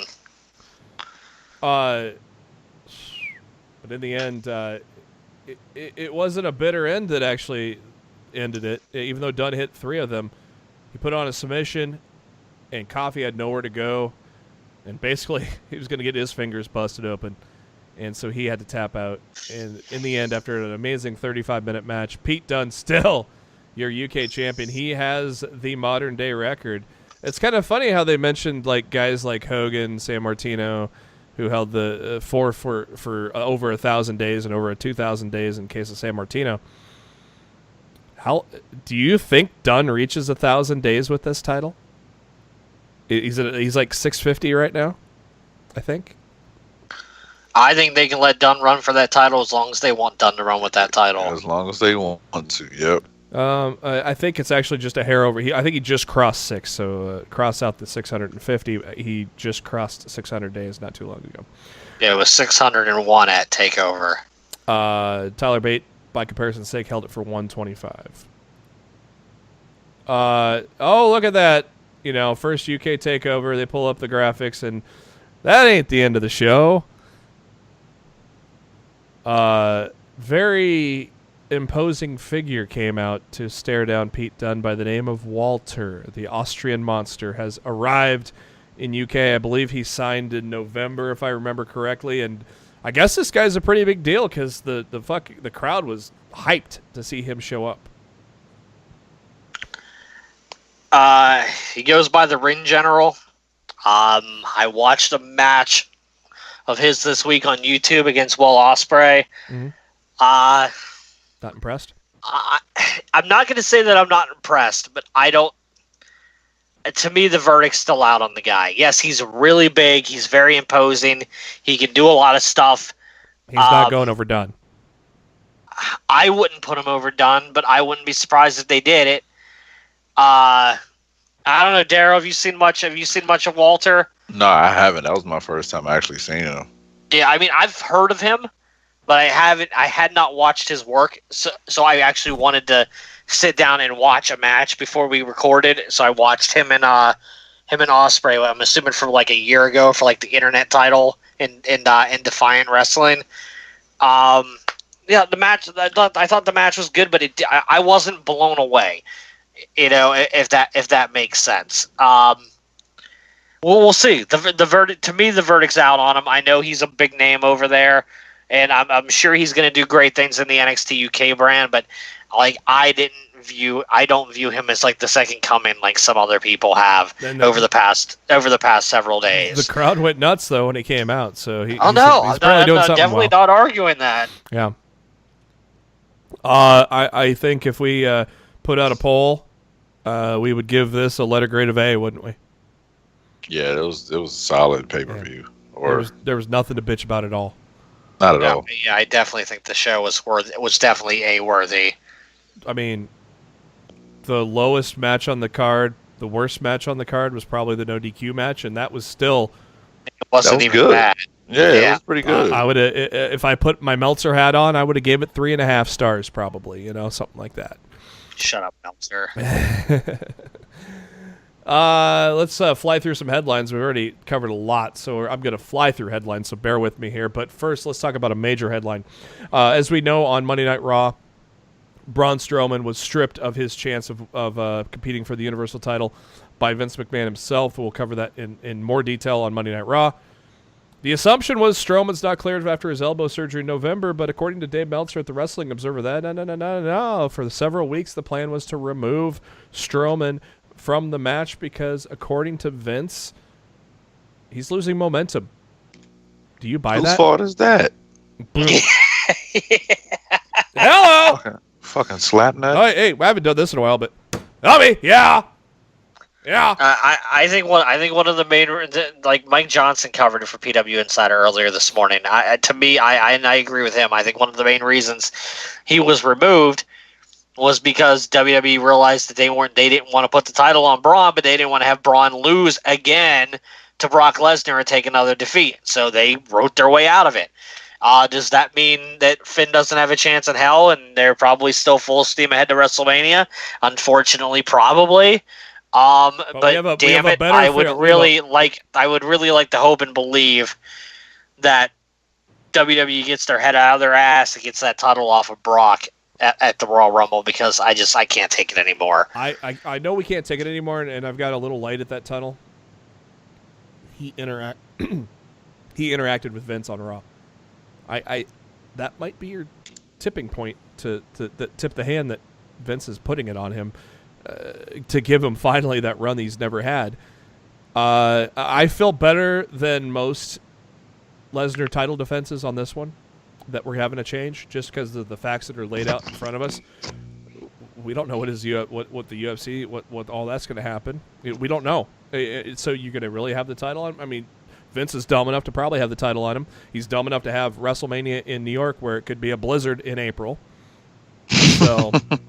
So yeah, when you roll the dice and you get lucky on something like that once, don't tempt it again, right? It would be smart enough not to go double or nothing and attempt it again. All right.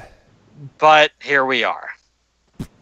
I'm going to Rumble, so I'm going to say Balor wins at this point. But I'll say this: if he comes out and you have 2 weeks left before the Rumble.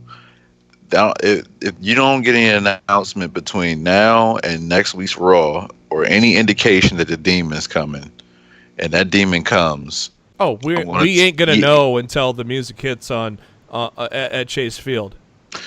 I will say this: if that demon comes out, he is not losing to Brock. Nope. I hope you guys are right. I'm not nearly as confident in this as you guys are. I'm just saying, if they do that. If they roll out the demon and he loses, that's the dumbest shit ever. Well, it's not like Vince hasn't done dumb shit before. You know, True. To steal a line from Darryl, I'm going to speak it into existence because I'm going to be in attendance at the Royal Rumble, and I'm going to speak it into existence that Finn Balor is the two-time Universal Champion. I'm with it. I want it. I want it too, but like I said, I don't have nearly the confidence in this that you guys do.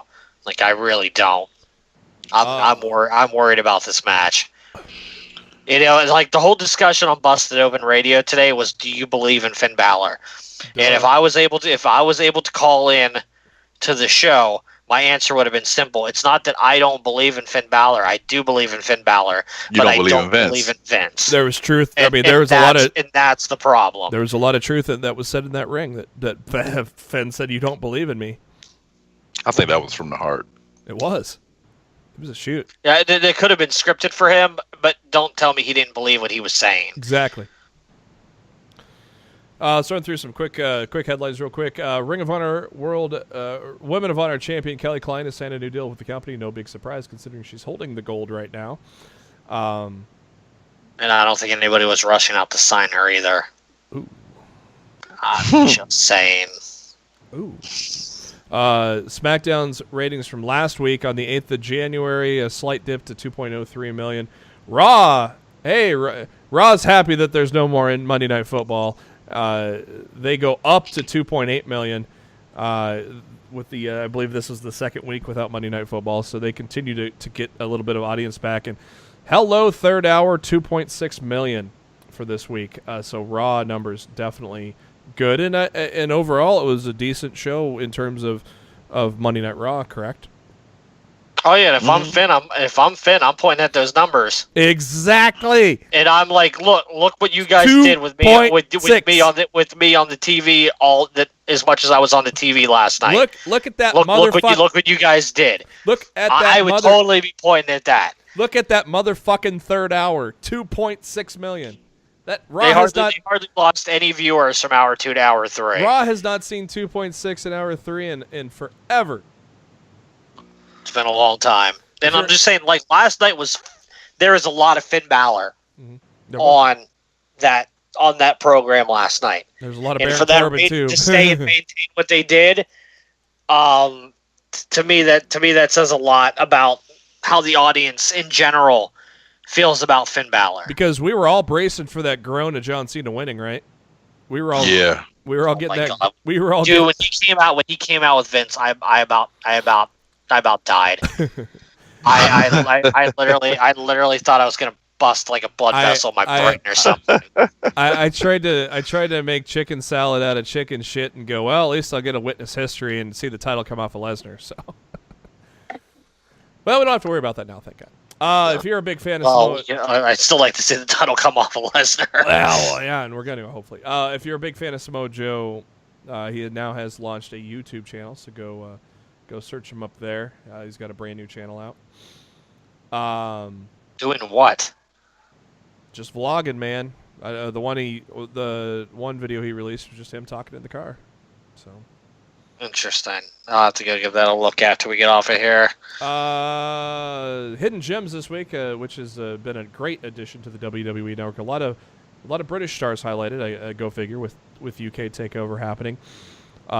Some pretty cool stuff. Stampede Wrestling from '81, for example. Hart Brothers and Davey Boy Smith taking on J.R. Foley's Army. Something newer. A live event, NXT, June 8th of 2017. Pete Dunne took on Mark Andrews for the UK title. So some pretty cool British wrestling added to the Hidden Gem section. AEW continues to take over the world, the universe, so to speak, and more merch is coming out by the minute. Chris Jericho unveiled his new shirt, AEW is Jericho, and it's a pretty fucking great shirt, isn't it? You ain't lying, brother. Well wishes to Jerry Lynn, the former Ring of Honor ECW World Champion, underwent hip replacement surgery last week, and so he is recovering from that, so get well soon, brother. Eva Marie is going to return to television very soon, actually, as she will take part in the upcoming Celebrity Big Brother that is set to launch in late January, January 21st. Unlike other Big Brothers, this is a really short one. The final is going to be in February 13th, so it's kind of a mid-season kind of thing to kind of just throw out there. But Eva Marie will be on the Celebrity Big Brother this season.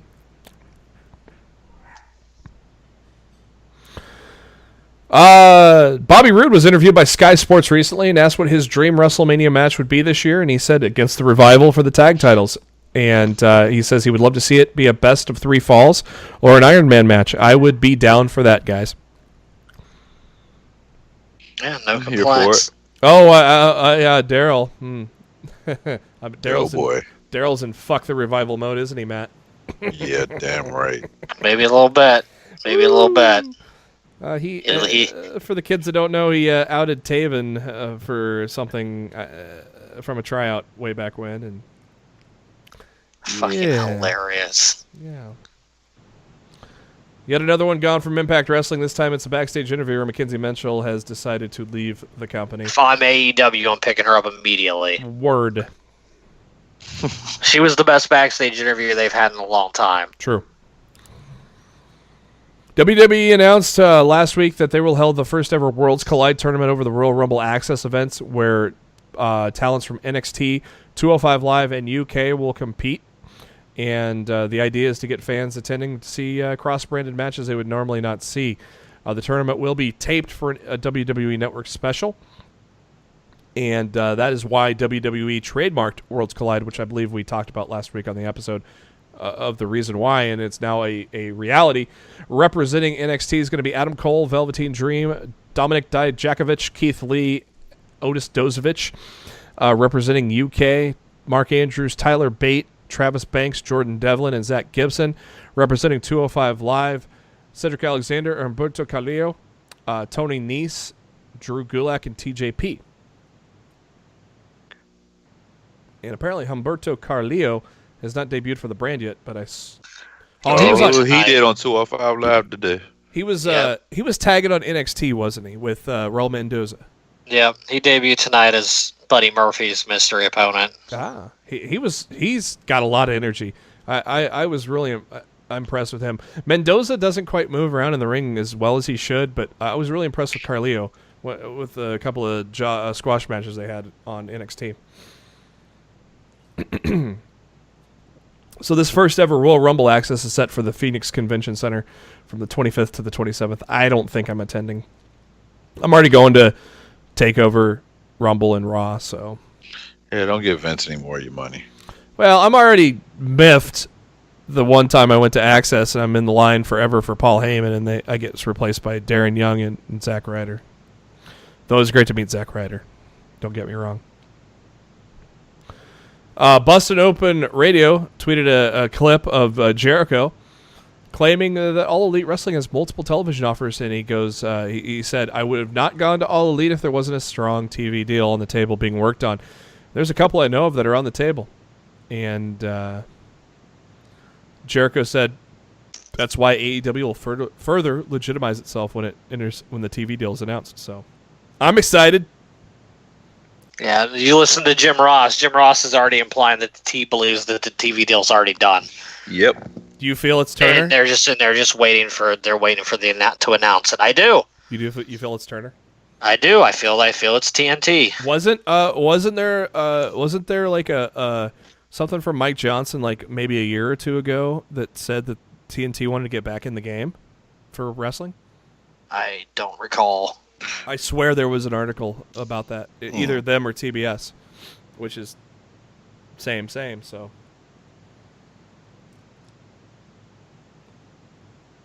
as Matt mentioned earlier, as we were talking Takeover UK, there is now a performance center in the UK, and Pete Dunne, Tyler Bate, Trent Seven, the British Strong Style trio, were on Good Morning Britain. And they announced that there is a performance center, but it's in a secret location. Oh, not anymore. Okay. It's not Area 51, huh? No. For you Stardom fans, they are switching server host, and a revamped version of their streaming service will be coming out on January 29th. It'll cost $850 US. There will not be live event streaming, but they'll continue to post events up on the service within a week after the events happen. So if you're a Stardom fan, subscribe to the service or looking to subscribe to the service, that's going to have a little bit of a revamp at the end of the month. The big elephant in the room once Jericho showed up at the AEW rally was, did Vince McMahon know? And while Chris Jericho was on Busted Open Radio earlier in the week, he said that he's had conversations with Vince McMahon.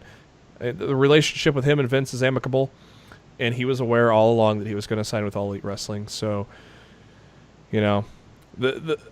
the fact that he disappeared into the alumni section of the website so quickly was not a Vince knee-jerk reaction. Apparently, I mean, why would Jericho bullshit on this, right? No, I'm not arguing. No, not at all. Like he said it plenty of times, even before he went to New Japan, that him and Vince have a very, very, very good relationship. And man, I mean, what a star to be a foundation of your. I mean, we're talking about a megastar. What a megastar to have in your hat with a base of stars already. It's great to have Jericho there. I'm happy. I'm excited. We all are, man. I mean, we're all in, aren't we? I guess you could say. Absolutely.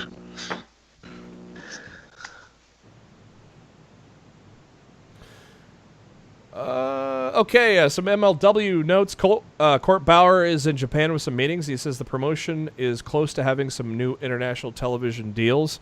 He says they're not in Japan, even though he's in Japan, but there's more details coming soon there. Ricky Martinez has signed a 3-year deal with the promotion. MLW has been also said that they are very happy with their event sales for the 2300 Arena in Philly as they return there very soon. MJF will return to the company in Philly as well. So he's, I believe wasn't that out that MJF is not exclusive AEW? MJF and Joey Janela both signed non-exclusive contracts, so they can both still work the independents.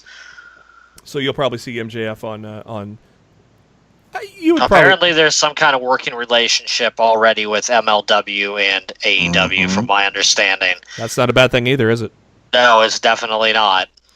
Especially when I'm telling you what, I've watched some clips of that OWE promotion. Holy shit. Shima, I think, or something like that? The Oriental Wrestling Entertainment. Yeah. Guys, I'm telling you, this is going to be as revolutionary for United States wrestling as it was in the mid-'90s when ECW started bringing in the luchadors. Nice. They're doing stuff that I've never seen before. Link us up on Twitter. People are going to be blown away when they see some of this stuff. Like, it's incredible. Put that on. I guess I'll be watching this tonight after we finish recording. Link us up on the Twitter and maybe put it on the LMTMC, and maybe I'll put it on the Facebook if you can too. I know you have access, so we'll share it with the world. But and I think didn't we say this when we talked about the rally last week? If the Bucks are this hyped for this type of wrestling, we should be too, right? Mm-hmm. And Matt, you just saw it firsthand, and all I've seen some clips. Like, I haven't seen like a full match or anything, but just the clips that I saw, I was just like, damn. I'm gonna throw some retweets on the Lost in the Midcard account right now, so you guys can go and take a look at them yourself. But some really crazy stuff that these guys are doing. People are going to be blown away. Now, I know you guys have been WWE fans, major WWE fans for many, many, many years, especially the 80s. What were your guys back in the day? What were your guys' thoughts on Jesse the Body Ventura? Did you like him? Did you think it was a? Are we talking commentary, or are we talking wrestler? Or mostly just as a personality now with the 80s and such. I loved Ventura as a commentator and a wrestler. Would you believe that he's never been at a pro wrestling convention ever? I'm not surprised. Honestly, that does not surprise me either. That's going to change on March 9th at the big event in Queens, New York, which is at the LaGuardia Plaza Hotel. Ventura is going to make his first ever pro wrestling convention appearance. So, wow! If you want to meet the legend himself, great wrestler, and a great personality and a great commentator in the 80s. If you want a chance to meet him, and if you're heading up that way or in the area, Queens, New York, March 9th at the LaGuardia Plaza Hotel, he'll be doing a wrestling convention there for the first time ever. Oh, that's going to be pretty cool. ECW's former ECW star Joel Gertner is going to be on an episode of Ray Donovan coming up pretty soon, that's pretty interesting. Sabu's got an autobiography coming out soon, and it's titled Sabu: Scars, Silence, and Superglue. For those who know Sabu's story, the Superglue part's pretty funny. That's going to be coming out on. They'll be starting to take orders on February 1st for that, and so some good stuff there. If you're a fan of guys, those retweets are up on Lost in the Midcard. If you guys want to go take a look at some of those clips, sweet. I'll try to post it on the Facebook page if you haven't done so already too. I have not done it on the Facebook. It's all on the Twitter machine. Twitter machine. If you're a fan of the Goldbergs on ABC, good God Almighty! If you're a fan of the Goldbergs on ABC and you're a fan of pro wrestling, you'll be happy to know that Bill Goldberg will make his return to the Goldbergs, reprising his role of a high school coach. That'll be coming up here later off in the year.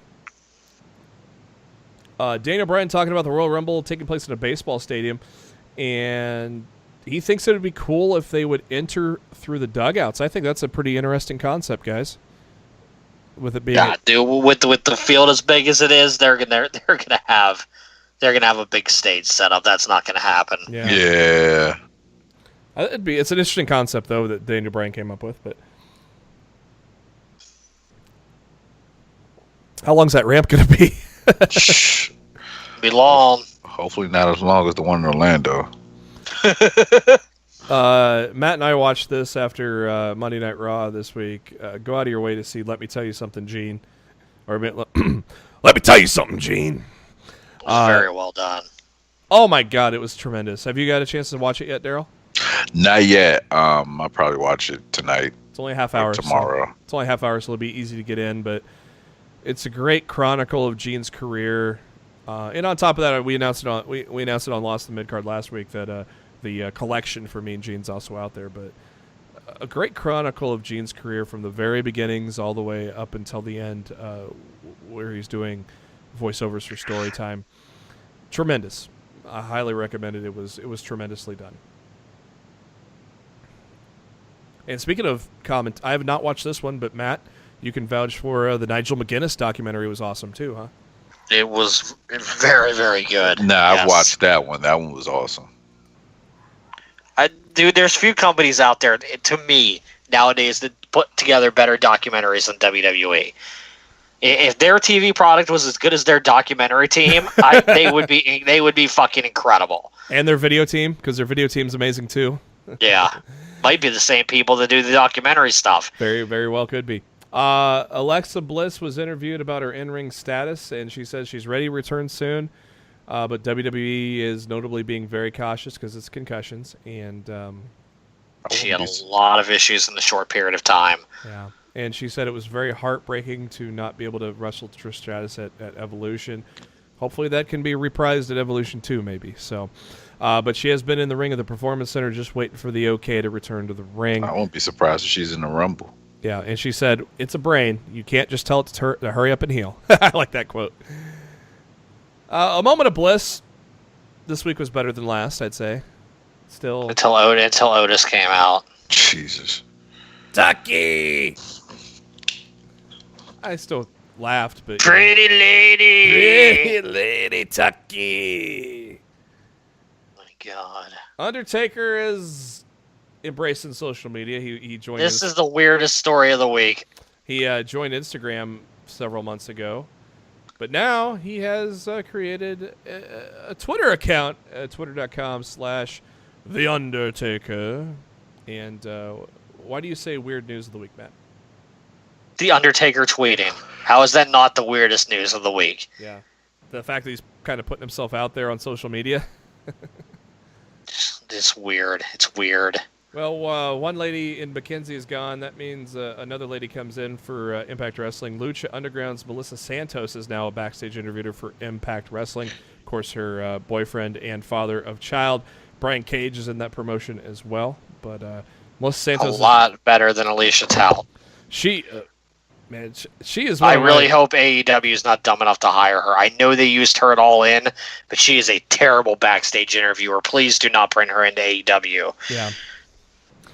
Yeah, and Melissa Santos is like one of my favorite ring announcers. She's just got that little fire. I love it. But she's going to be an interviewer there. Triple H did a recent interview with News.au in Australia as part of their launch of their first ever International Performance Center, and asked if there's going to be an NXT Australia next. And Triple H says, well, it depends on the passion as to where we go first. The passion was so strong here in the UK. There's a massive base. Australia is a good scene happening here right now. Obviously, there's a lot of Australian talent coming around.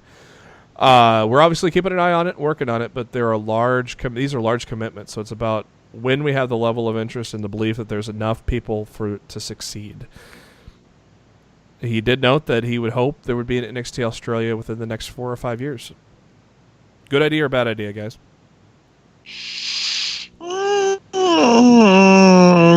Yeah, you could do something with it. Okay. Well, I was going to ask this question, but we already brought it out. I was going to. My next story was Vince tweeting about UK Takeover, and if we were calling bullshit, and we already called bullshit. So. Oh, I totally called the shit of bull. New signing announced for the WWE 3 days ago. No surprise, as we reported it on Lost in the Midcard last week.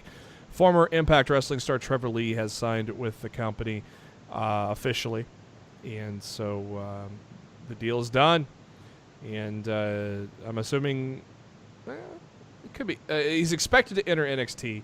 I could see 205 Live as well, but it looks like the he's definitely going through NXT first. Yeah. He's got to get the WWE way of things down first, right?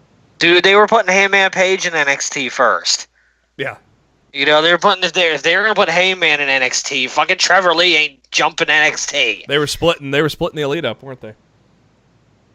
Which was another one of their mistakes, and probably another reason why they didn't choose to go there. You're like, no. Well, if ROH couldn't have any more bad news, a couple of their major players are injured. At the TV taping in Atlanta, Georgia, Chris Sabin has suffered a knee injury. He's getting his knee checked out when he returns home. He's, of course, suffered knee injuries in the past. And, of course, one of the bright young stars is Flip Gordon, and Flip Gordon also suffered a knee injury in his match against Tracy Williams in North Carolina. Was unable to put weight on his leg afterwards, and the match was stopped. So, nothing updated that I've seen yet on Flip, but not good. I heard Sabin's is more serious than Flip's. I hear that Sabin's torn. Like, I heard Sabin torn his ACL, and I hear that Flip's injury was only like a strain or a sprain or something along those lines. Like a sprained PCL or something. Yeah, it's not something like that. I know I heard Flip's only going to be out for like a month, whereas Sabin might want to just call it a career. No offense to Sabin, but him and Alex Shelley, I don't know anybody in the last decade that has been injured on a more consistent basis than those two. I would just think about calling it a career at this point. Sabin only 36, but that's his third knee injury. If it is going to be a tear, that's his third serious knee injury. Yeah, I heard it was a tear. Sad. Not good for ROH after losing the Elite right off the bat, but no, don't worry, they have Lifeblood now. Oh my God, I wasn't even going to talk about that, but let's talk about that. Lifeblood is a new Worst stable stables I've ever seen. And yeah, I mean the reaction on Twitter to it was the same as you, Matt, and Juice Robinson, Tennille Dashwood, and everybody knew, basically, right? Yeah, it's like, what are we going to do with all these new guys we signed? Oh, no, let's put them in the stable together. Derp-de-derp.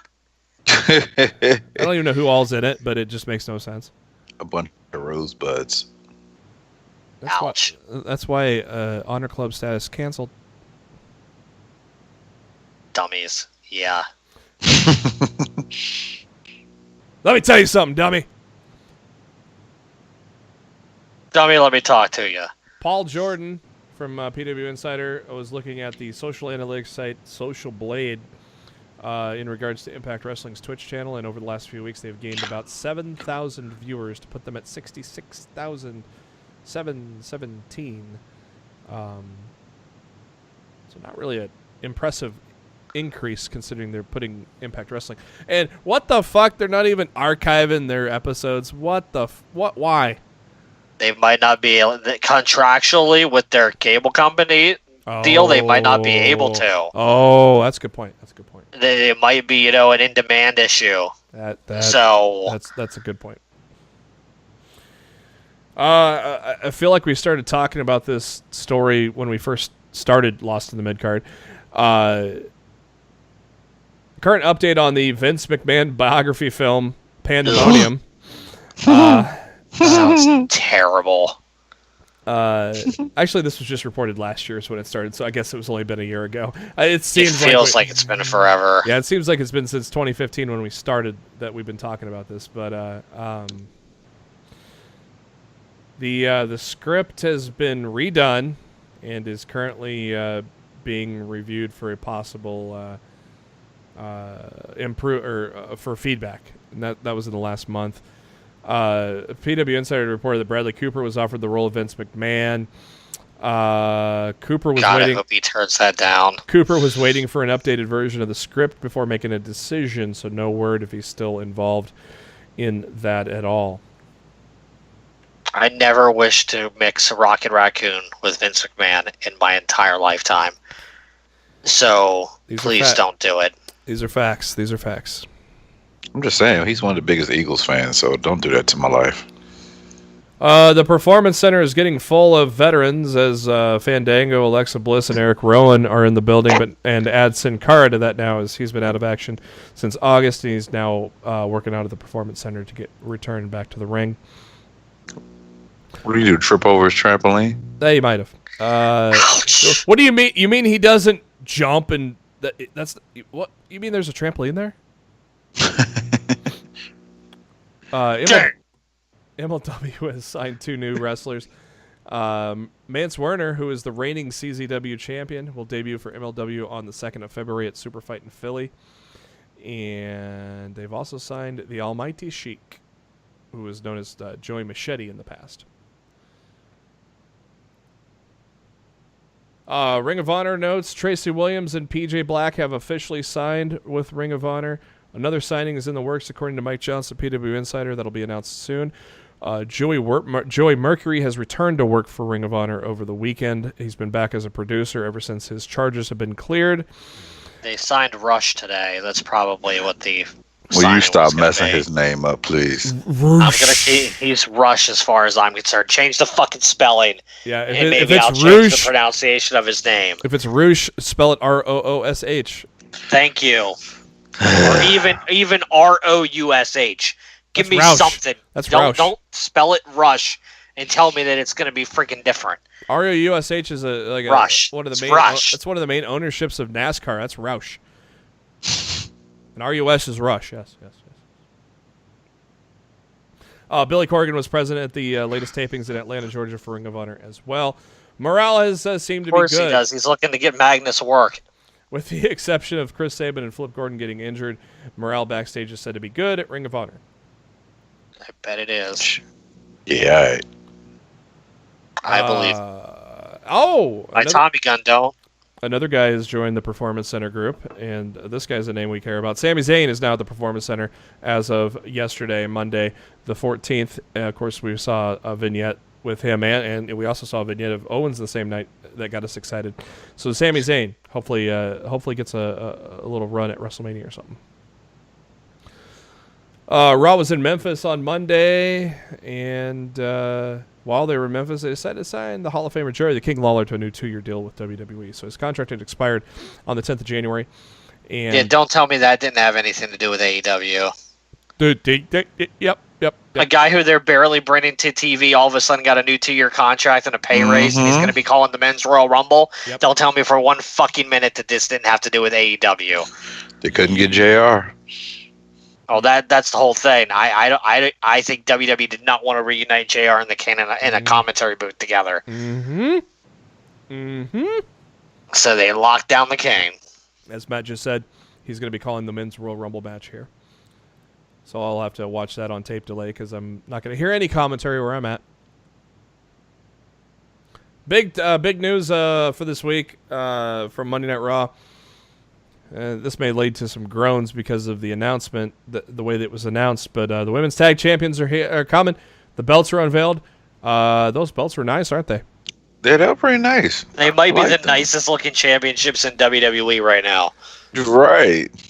3 teams from each brand will battle inside the first ever women's tag team elimination chamber match, which I think is spectacular. This should be really easy to figure out. Like I'm gonna figure. We're gonna figure this out right now. We're gonna tell you the 6 teams way before WWE does. Sasha Bayley. We're gonna figure this out. There's gonna be 3 from Raw. Let's face it. It's gonna be Sasha and Bayley. Nia and Tamina. It's gonna be Nia and Tamina. Alexa, Mickey. No, I think it's going to be Riot Squad. They're not putting Alexa Bliss inside a Hell in a Cell right now. Oh, that's a good point. Elimination Chamber. They're Sarah, not doing Sarah, it. I think Sarah Liv. And I think the Riot Squad. I think the Riot Squad is going to round it out. Are they going to have Lucha House rules for the Riot Squad? Oh, fuck you. On SmackDown, it's going to be the Iconics. Yep. It's gonna be Mandy and Sonya. Mm-hmm. Naomi and the somebody. last thing, I'm leaning on Naomi and Lana. Yeah, I think it's gonna be Naomi and somebody. Yeah. As the last team Yep. for on the Lana is the SmackDown best. side. Lana's number 1. So that's what I'm thinking. I'm thinking Sasha Bailey, Tamina and Nia Jax, the Riot Squad from Raw. SmackDown, you're gonna have the Iconics. You're gonna have Mandy and Sonya, and you're gonna have Naomi and Lana. Those are my picks. But Matt, you weren't happy with how it was announced, were you? Well, it just felt like an afterthought. Just like Vince announcing that they were coming felt like an afterthought. Yeah. Right. Oh, it's yeah, like I dressed something- as fucking Santa. Yeah. And I don't. Yeah, but I mean, it's not like that was his main announcement. His main announcement was that John Cena was coming back. Yep. And And- like the women's tag title announcement was just in there, just kind of like thrown With Heyman talking about the main event today. throw one thing in there. Mhm. So And Taki! But at the same time, I think the fact that this getting crowd inside of Elimination Chamber is a big deal, but I agree with you. It could have been, what's the word I'm looking for, pushed a little better or given a little more importance on the announcement part of things. But yeah, I'm totally with you there. Shane Strickland has announced on Twitter this morning, Tuesday morning, that he's officially a free agent once again. Obviously, it sounded like it was a done deal that he was coming to NXT, but unfortunately, due to Lucha Underground contractual issues, the fact that I guess season 4 clearly he's not the only one suffering from those right now. Season 4 is still going on, I believe. They did the same damn thing to Ricochet. Yep, they did. So this he says he's a free agent again, so he's going to be working some dates. But I think in the end, once season 4 is up, it's going to be like Ricochet. He's going to be in NXT. Do you guys believe that? Yes, and I will love it so much. I want to see a I swerve. hope AEW steals him. Good point. See, now there's a landing point where we will be happy on two sides of the coin. Mm-hmm. We'll be happy with NXT. We'll be happy with AEW. Yep. 2019 is going to be the best year of pro wrestling in the history of Long Lost in time. in the history of Lost in the mid card, at least. Well, that is true. Because our first episode ever, Darryl, if you may not know this, but our first episode ever was after 2015 Royal Rumble when Rock won it in Philly or Reigns won it in Philly, and even The Rock couldn't save him from boos. Not at all. But we were defending Roman Reigns the whole time. I mean, we weren't booing. We weren't going, "What the fuck, Vince?" You know, because shortly after. Well, I sure as hell wasn't happy about it. No, but we were defending Reigns at the time too, and eventually justified why he's fine with where he should be. But as Matt just said, Evilise refused from release as well. Fucking Lucha. Yeah, that company looks really bad right now. They do. They dragged their fucking seasons out for so long just to fucking handcuff their. I thought season 4 was already aired in its entirety already. Must be if it is, maybe it's a clause afterwards. Yeah, I don't know. I just think it's bullshit. Let the talent go. You're not coming back for a season why not? 5. They're not giving you the budget to do it. What? Stop being assholes and just freaking let the talent go. Ultima Lucha happened in October. Yeah. It's crazy, man. How are they still contracted? I don't know. What the fuck? You can read Evilise's quote if you want to. Yeah, let me And get she that. quoted it out, and I retweeted it on Lost in the Midcard. Darryl, you look at some of those clips. Mm-hmm. What do you think? Evilise said The springboard, not springboard, but the dive, what is it, a 450 into a clothesline outside the ring? Yeah. Yeah, I put like 5 clips up there. So That was my favorite. yeah, okay. There's some really good shit up there, man. So obviously, Evilise was part of the last edition of Tough Enough, and do you think she would be heading back to the WWE? Do you think AEW? What would you think Evilise would do once she gets out of those chains of Lucha Underground? No, I think AEW wants her, and I think that's why she's so frustrated right now. I'm sure they came and knocking, and she's like, I can't do anything right now, and I'm freaking pissed off. Her tweet from this afternoon says, "I've done everything in my power to avoid having to do this, but at this point, I literally have no other choice. For a bit over 1.5 now. I don't know what that is, but 1.5 months maybe, because that might make sense with the fact the last episode of season 4 was October 31st. I've been battling Lucha Underground to grant me my release. They convinced me to do season 4 under the promise that I'd be released after the season concluded, and was still unhappy. They are currently still refusing to do so, despite having told numerous times that they would. This has caused me an unbearable amount of grief for so long now. I really have no words to describe. Don't know what else to do, but being legally held hostage while pro wrestling is booming is a matter not to be taken lightly, especially coming from someone who's dedicated their life to their work. It's everything to me. I'm at my wit's end, so at this point, regardless of what happens from here on out, at the very least, my story's told. I'm baffled. I'm baffled at... It's crazy, man. How is she still under contract? You tell me, brother. I don't know. Get Ryan Satin on this. He could dig into it. Well, let's see if Ryan has anything to... he posted a story on this. There's sources have told there's not been a lot of communication between MGM and execs from Lucha Underground regarding an additional season. Because it's not happening. Things are in a stalemate because both sides are standing firm on what the budget needs to be. So apparently she must have signed a multi-season deal. But I mean, if they told her they'd release her after season 4 is done, and they still haven't done it, that's fucked up. She needs to find some proof on that and get a lawyer up. Might be the next step. Mm-hmm. Really might. NXT this week, some good matches. We were started off with Johnny Gargano. He wished us all a happy new year and said that 2018 was a bit of a roller coaster. That's an understatement.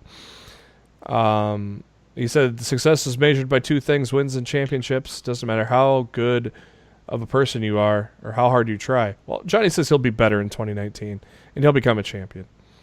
He mentioned Ciampa and said, "Don't make the mistake. That moment in the cage with the DIY was a one-time thing.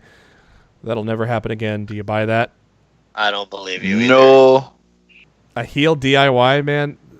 If the titles come off of the era, there seems to be a lot of heel teams, but at the same time, one half of TM61 got released, so maybe they could step in as the next heel team.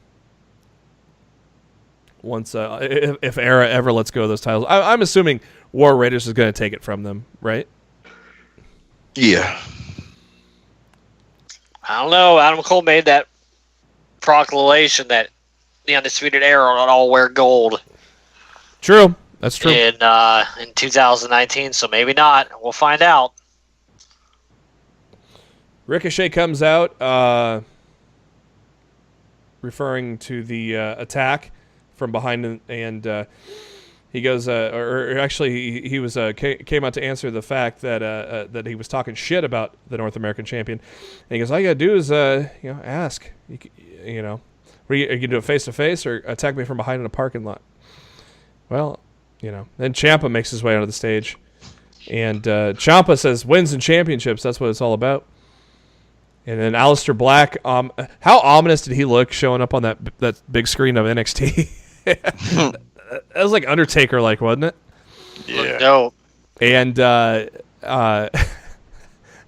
I'm laughing at Richard Triunfo.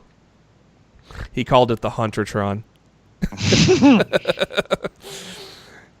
Black says that Tommaso should be more concerned about grooming about him than grooming your little dog of war. And he poses more of a threat than Gargano and Phoenix, and he'll make Ciampa feed to Black. The lights go out, and there is Black right behind Ciampa, and they fight. And meanwhile, Gargano hits Ricochet with a super kick. So I'm excited. Gargano and Ricochet, yes, please. Yeah, that's going to be a good one. Black and Ciampa. Might even be a triple threat. Black and Ciampa, yes, please. Triple threat on the North American side?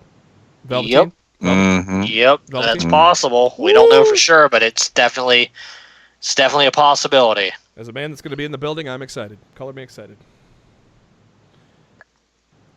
Nikki Cross took on Bianca Belair. Before that, William Regal announced that the Undisputed Era will take on the War Raiders for the tag titles in Phoenix. Bianca Belair gets the win after a very hard-fought, nice, lengthy battle with Nikki Cross. Matt, are you any more excited for Bianca Belair and Shayna Baszler, or are you still in the same boat? I'm not excited at all. You're a terrible individual. Ooh. Just being honest. Those are my two favorite wrestlers in NXT right now. Heel versus heel. I'm not feeling it. Not even a little bit. I'm with it. I know you're with it. I'm not with it. Street Profits. Can we just agree to disagree? We always do. Okay. True. Street Profits cut in a promo how 2019 is going to be their year. And then next up, we have the tag team of Fabian Eichner and Marcel Bartel, which looks like a UK tag team. I think they wrestled a dark match at the... well, I'm assuming that the dark match is probably the next episode of NXT UK, right? They actually did dark matches? Yeah, they did dark matches. Yeah. Oh, okay. Yeah, if Eichner and Bartel wrestled in a dark match at NXT UK. They took out a couple of jobbers and killed them. This looks like a... Oh, are you laughing at the fact that... You said it so casually. Yeah, they just killed them. That's what happens on NXT every once in a while. They take out a couple of jobbers and kill them. Yeah, they beat Mark Andrews and Flash Morgan in a tag match and a dark match. Ligero defeated Saxton Hewley, and Ginny defeated Isla Dawn. So they had 3 dark matches, which that could be on the next episode of UK. I like the Eichner and Bartel combination. I think that they could be a good, successful tag team. And it looks like going to be in the UK division, but we have heels holding the titles right now. So unless they're going to try to change up the act with those guys, but I kind of like the tag team there. I enjoyed that.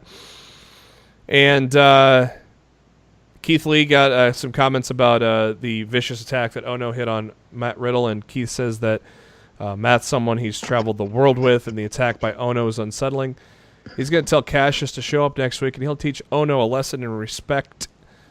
He'll have no choice but to bask in his glory. So, sounds like we're getting Ono and Lee next week. You think we're adding Ono and Riddle to take over Phoenix? It's a strong possibility. Some kind of stipulation match.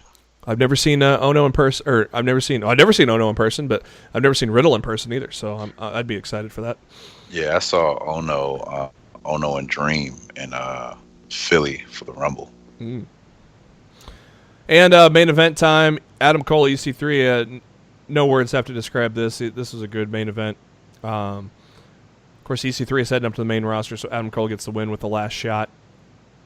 After the match, Undisputed Era attack EC3. War Raiders come in and make the save. And there you go. They hit Kyle O'Reilly with the fallout, and that ended NXT this week. Monday Night Raw taking place from Memphis, Tennessee. Braun Strowman comes out and claimed that Brock Lesnar's always been afraid of him. Talked about how now he told the Beastie Boy that he's all healed up and no one can save him, because he was referring to when Strowman intervened in Crown Jewel. And Baron Corbin shows up to interrupt, and people don't like Baron Corbin, do they? Why should we? Strowman led the crowd with a "You Got Fired" chant, and Corbin had enough of it and was going to beat the shit out of Corbin. Strowman had enough of it and was going to beat the shit out of Corbin, and Corbin bailed. So Strowman's walking around backstage looking for him, and poor Sunil Singh got in the way and flies across the catering table. And then, what a great placement for Elias. Wasn't that a great... and he gives away Corbin through a song. I thought that was great. That was awesome. That was spectacular. And so Strowman just goes ham on the limo, busting out windows, ripping off a door. Corbin escapes, and Braun looks over, and who's standing there but old Vinnie Mac? Vinnie Mac says he's lost his Rumble championship privileges, and so what else do? You flip the limo over, right? Why not? Yeah, the whole notion that he's not cleared to wrestle, if he can flip a fucking limo, he's cleared to wrestle. So I think Meltzer's right on this, where somehow Vince sees it as he's cooled off. And sure fucking fault, dillweed. Truth. But hey, it's always fun when Strowman flips over vehicles, right? Absolutely. Pure entertainment. Was that your first thought, though, that he was? My first thought was it clear that I thought in the back of my head, wait, he just flipped over a fucking limo. What's going on here? And then I thought, okay, he's just going to get his chance back by either the end of the night or next week, right? That was my that was weird. That was like, kind of I was like, something's not right. Vince booking, things are never right. Very true, Mr. Black. What were your thoughts, Matt? What were you thinking was going on? Were you thinking, Strowman's going to eventually get it back somehow, or? I just thought the whole thing was fucking stupid. What did you think? If you didn't want him in that fucking spot, don't book him to be in that spot to begin with. What did you think was going to happen? Exactly what that. As soon as he attacked the limo, I'm like, they're fucking taking his title shot away from him. Who do you think was going to replace him at that point early on in Raw? I didn't know. I didn't know if you had any thoughts or premonitions. I said Cena. I thought maybe this was how Rollins would get in. He would somehow not get it. He would forego the Intercontinental match and have, even though it'd be heel versus heel, but. It kind of irritates me a little bit, because now if Vince thinks that he's cooled off, like, well, how does Vince, not us, how does Vince get him hot again? Well, shit, he still has some of the biggest pops in the fucking company. Well, that's why I said, not us. He hasn't cooled off. Vince, just like he didn't watch Takeover UK. He doesn't watch Braun Strowman, obviously. Well, he has to. He's there, fucking micromanaging Raw. He's an idiot. There's no way that he has not seen Strowman. He's micromanaging that fucking show. So, like, he hasn't even been on a damn show. Like, he's been healing up. So how does he cool down? I know, if he hasn't been there. And then when he shows back up, especially at the last pay-per-view, he pretty much he got one of the biggest pops on the show in a sling. And according to Meltzer, this has been the plan for several weeks now. He's a fucking idiot. He hasn't been there. How do you want to tell has he cooled down if he hasn't been there? Before we got the tag team title announcements, we got a women's tag team tag team match between Rousey and Banks, who are facing each other at the Rumble, and Nia Jax and Tamina. The good girls get the win there when Tamina taps out to the bank statement. The match itself wasn't much to write home about, but I really enjoyed Banks and Rousey getting into it with Charlie Caruso, interviewing them in the ring afterwards. I thought that was really well done. Mm-hmm. I liked Banks' side of the promo. I thought Ronda's side was a little weird. I liked Banks throwing up the 4 at the end of it. It was just really weird to see Ronda stuff her foot in her mouth several times over. Yeah. Well, again, I loved the 4. Banks putting up the 4 at the end of it. We all know that's coming sometime soon. Or, well, not about soon, but sometime. Natalya and Bayley are backstage as they try to separate Ronda and Sasha from arguing. And then that led to Natalya and Bayley arguing. And the Riot Squad showed up and made fun of them and called Bayley a sad face emoji. And Ruby says that they like to take a bad situation and make it worse, so they challenge them to a tag match if they can find a third woman to tag with. Every time the Riot Squad talk, I'm a sad face emoji. I'm like, oh, this is gonna be the obvious spot where the mystery third person is Ember Moon, right? Well, we got a little surprise on that. Revival and the Lucha House Party. Thank God the Revival won by their own little chicanery, taking Graham Metallic's foot off the ropes as he was getting pinned by Scott Dawson. So the Revival get the win over the Lucha House Party after so many unnecessary jobs to that team. And I'm sure you all can agree. Mm-hmm. Vince McMahon comes out and was about to speak, and then John Cena's music hits, and Matt puked. Right. Is that about right? Is that about the right time frame there? That's about right. I was not happy.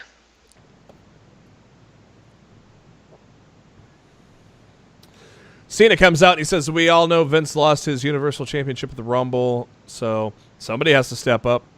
Cena said 20 years ago when everybody left this man high and dry like Steve Austin, The Rock, and Brock Lesnar, Vince didn't know what to do. And, well, it was less than 20 years, but hey, who's counting? Vince was begging somebody to step up, and Cena told him to give him a chance, and he will not let him down. And, well, 16 world championships later, I guess Cena hasn't let Vince down, right? Meh. And Cena says he brought out that ruthless aggression line again.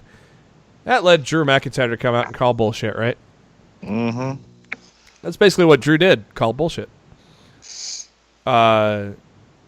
He didn't care about Cena's 16 championships or his new movies or whatever book he's writing. I think he's writing a children's book right now.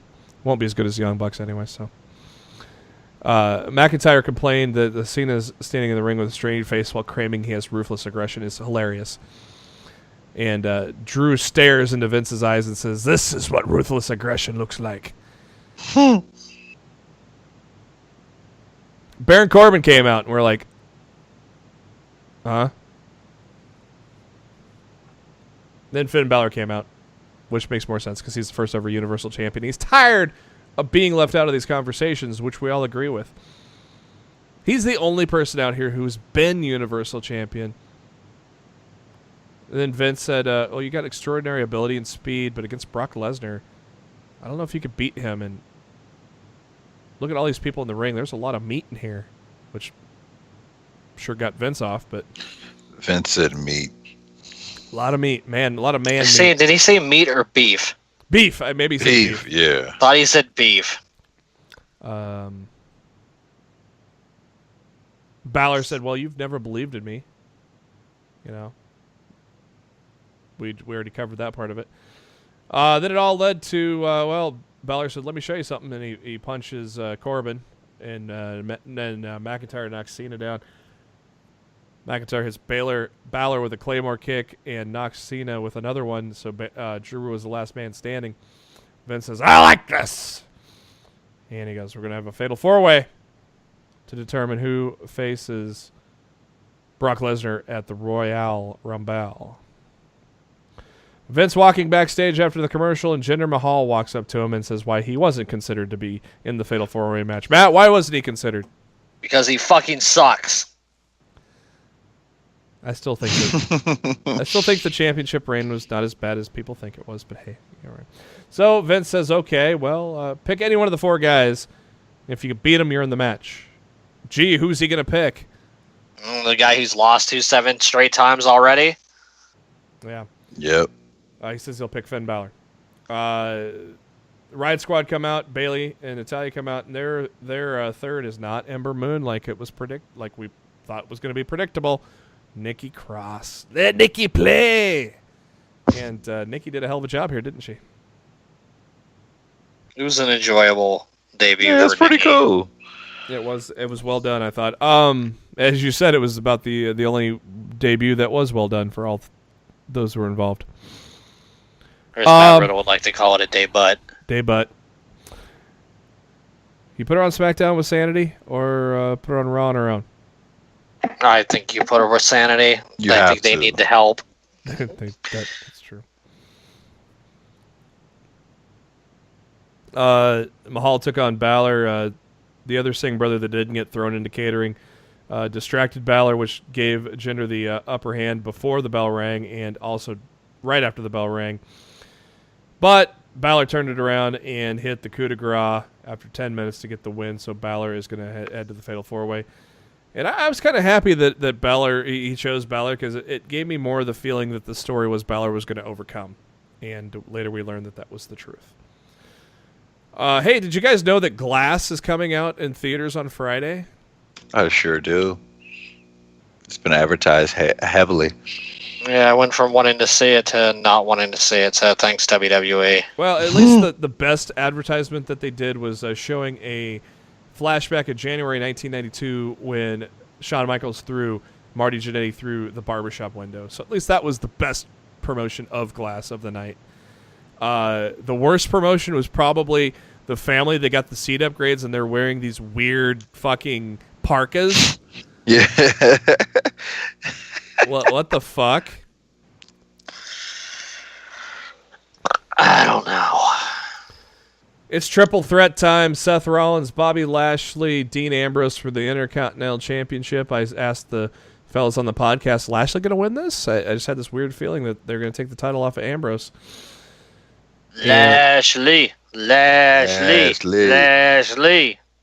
I'm happy that Lashley won. I mean, Leo Rush has done a lot for Lashley. They finally are booking him right as a heel, like they should have when, his Impact days, he did so great as a heel. Took him a long time to figure it out, but they finally got there. And then adding Leo Rush has been, no pun intended, he's been gold for Bobby Lashley, the 24-year-old piece of gold. I'm happy that Lashley won the title, honestly. You guys? It was a good look for him. I think it was a good idea. If they're going to continue on the Seth Dean rivalry, I thought the best thing they could do is get the Intercontinental title out of it. Mm-hmm. Moment of bliss with Paul Heyman. We already talked about all this, where the tag team titles got unveiled. Heyman talks about the main event, and then Taki, pretty lady.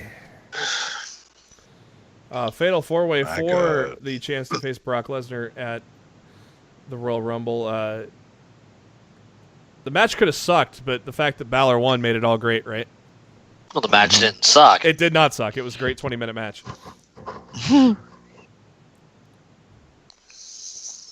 I put on Twitter before the match, I go, my predictions for this match: 1 Balor, 2 Drew, 3 Cena, 4 Baron.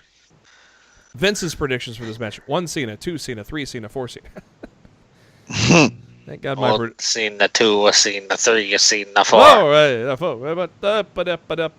Thank God Finn Balor won that. And let's just hope. Let's just talk it into existence, as Darryl likes to say. Speak it into existence.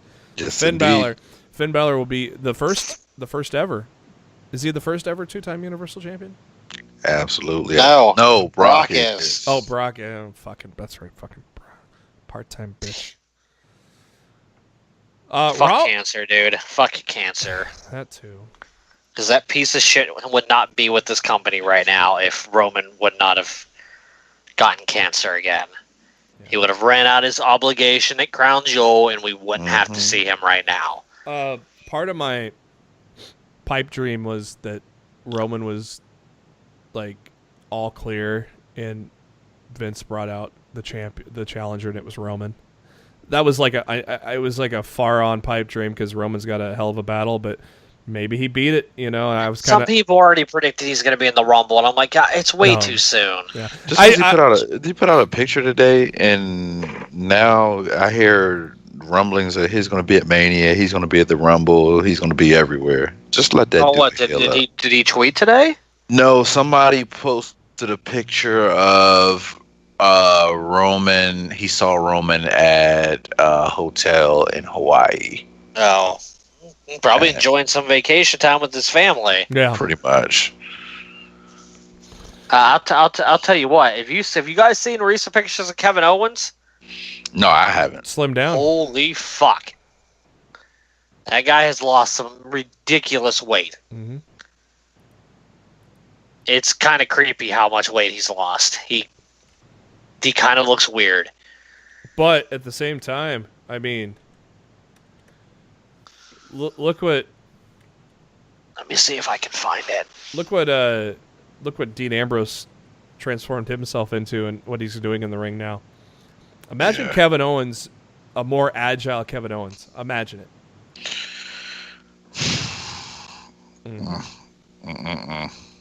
I can only imagine. I like how his Facebook or his Twitter name is Soon-ish. Yeah. He put, as soon as Lashley won that title, he put out a picture of him fighting the Intercontinental title. Which I think we could book for WrestleMania, don't you think? As soon as Finn Balor won that Fatal 4-Way, he put a picture of Finn Balor's Universal title up. He did. Do you think we pencil Owens Lashley WrestleMania? I would like to see that. I would be cool with that. Babyface Kevin Owens. All right, guys. I am sending you a picture of Kevin Owens. Not biting the title? No. Like a recent picture from an autograph signing. And you guys it's probably going to blow your mind. It blew my mind when I saw this last night. So, there you go. You guys should both have it. Oh wow. Yeah. Man, I think I'm going to tweet that out to the Lost of the Midcard Nation. I do not recognize that guy. Wow. Yeah, that's a lot of weight loss, man. I got some new tattoos too. Imagine what he can do in the ring. I mean, he could already do it all in the ring, but imagine now.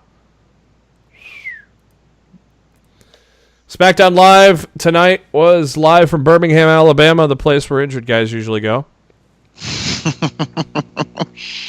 We kick off the show with the man, Becky Lynch, driving up into the arena.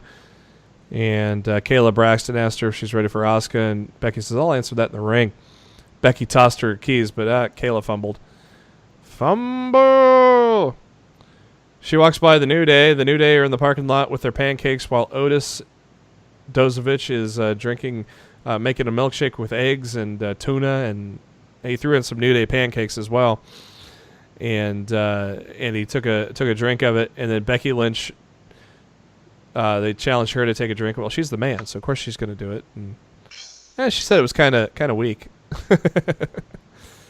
I liked that segment, guys. I know you guys are. I know some people are shitting on what they're doing with Otis, but fuck it, I enjoyed it. Otis is on my TV. I'm happy, and I thought that was fun. Stakes and weights. Tucky! Jesus. Becky Lynch comes out. You guys probably not at the same I'm time. going to live all year for JB's Otis impression, followed by Darryl's just disgruntled, absolutely annoyed response. It might be one of my favorite parts of this year is going to Brenna's. Tucky! Please stop. Dummy, yeah. No. Dummy, no. Let me tell you something, dummy. Becky Lynch comes out of the ring. Of course, big ovation because she's one of the best things in pro wrestling going today. That's not the Elite. Got a hell of a promo. She said in 2 weeks' time, at the Royal Rumble, she'll get a chance to win back that SmackDown Women's title. She noted that she made the title matter and wears it now. Becky claimed that some people think that it's easy to connect with the crowd in the main event while everybody's trying to be a badass like her ever since she broke through. And Lynch says she said there are those that try to discredit her by saying all she is hype, yet she delivers on everything she says every single time. Lynch says if you really want to talk about hype, Asuka walked into WrestleMania undefeated and unbeatable, yet she lost. And noted that loss shook her to the core, and she fell off the radar, which is facts. Lynch said that the invincible Asuka couldn't even beat Charlotte Flair once.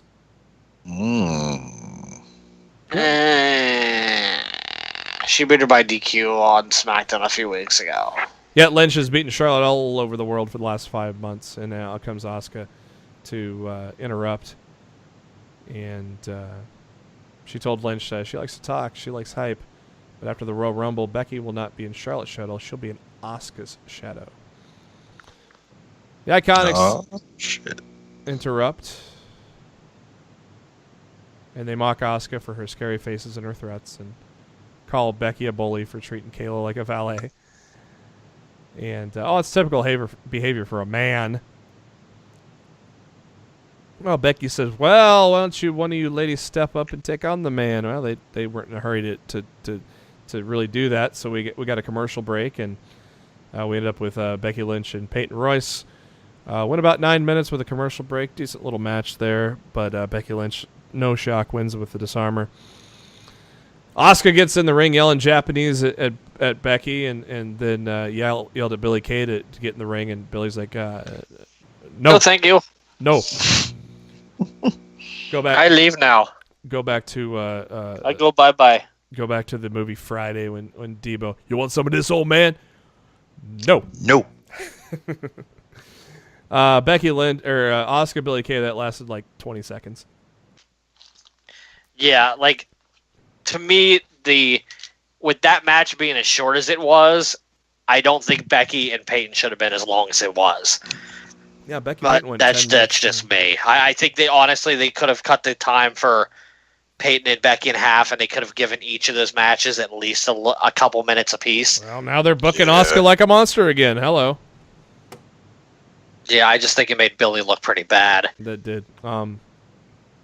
AJ Styles interrupts the ladies coming to the ring, kind of gives the man and the Empress a little stare, walks up the steps and or walks around the ring, and he decides to go into the stands.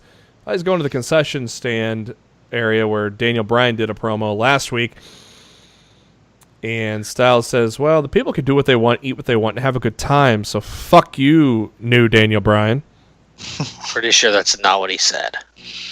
So many words. Yeah. So Styles throws some... I wanted him to start tossing hot dogs. with the ketchup and mustard already on them? Yeah, man. Just start tossing to people. Here you go. That's what Daniel Bryan should have done. He should have come in and started throwing hot dogs at people. I liked what he did, though. After AJ Styles threw some T-shirts to the crowd, Daniel Bryan, incognito, in a hoodie, attacks AJ, but then AJ slams him through the table full of hot dogs. And so that's the closest Daniel Bryan's been to meat in a really long time. There's a joke somewhere in there I'm just going to leave alone. Good stuff, though. Good stuff from AJ. Sick freak. You sick freak. AJ and Daniel, I mean, great feud these guys are having. So, Uso's doing a little Royal Rumble photo shoot with some Royal Rumble merch when a guy showed up with a little present for Jimmy. Jimmy thought it was an anniversary gift from Naomi. He's like, Jay, you read this for me. I don't know why he had Jay read it for him, but okay. And said, I want you in the... I'm a naughty girl, and I need to be in that Uso penitentiary. Love, Mandy. Oh, there's a hotel key in here. Hotel, motel, what you gonna do today? So Jimmy looks confused. Jay goes, what are you gonna do? And he goes, I don't know, Us. I am really digging this storyline, though. I mean, there's been romantic storylines that creative just fucking sucks at. This is a good one. I'm enjoying this, guys. I've actually been enjoying it myself, and honestly, the backlash that I've seen it getting online from people that are saying that it's setting the women's division backwards, I think it's some of the most asinine shit I've ever heard in my life. Bliss... To those marks, why? Bliss being viewed topless for absolutely no fucking reason at all on Raw. Yes. That could set the women's division back. Yes. But for a real storyline that's based on like a real life situation, I mean, women steal other women's husbands all the fucking time. Like this is just something that happens in real life. Just because you don't fucking like it, doesn't mean that it's setting the women's division back. Was there this outrage when it was Aiden English, Rusev, and Lana? I didn't see it. Nope. I think it's great that they are coming up with side storylines for the women that aren't involved in the title picture right now. For the longest time, the only story was the title picture. That was the only angle ever for the women's division. Pretty much.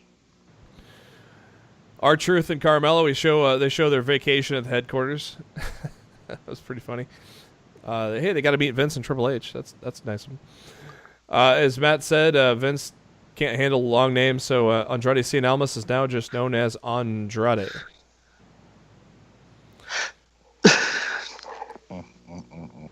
He says that Rey's his idol, but Andrade is the future, and he's going to win the Royal Rumble and get the championship at WrestleMania.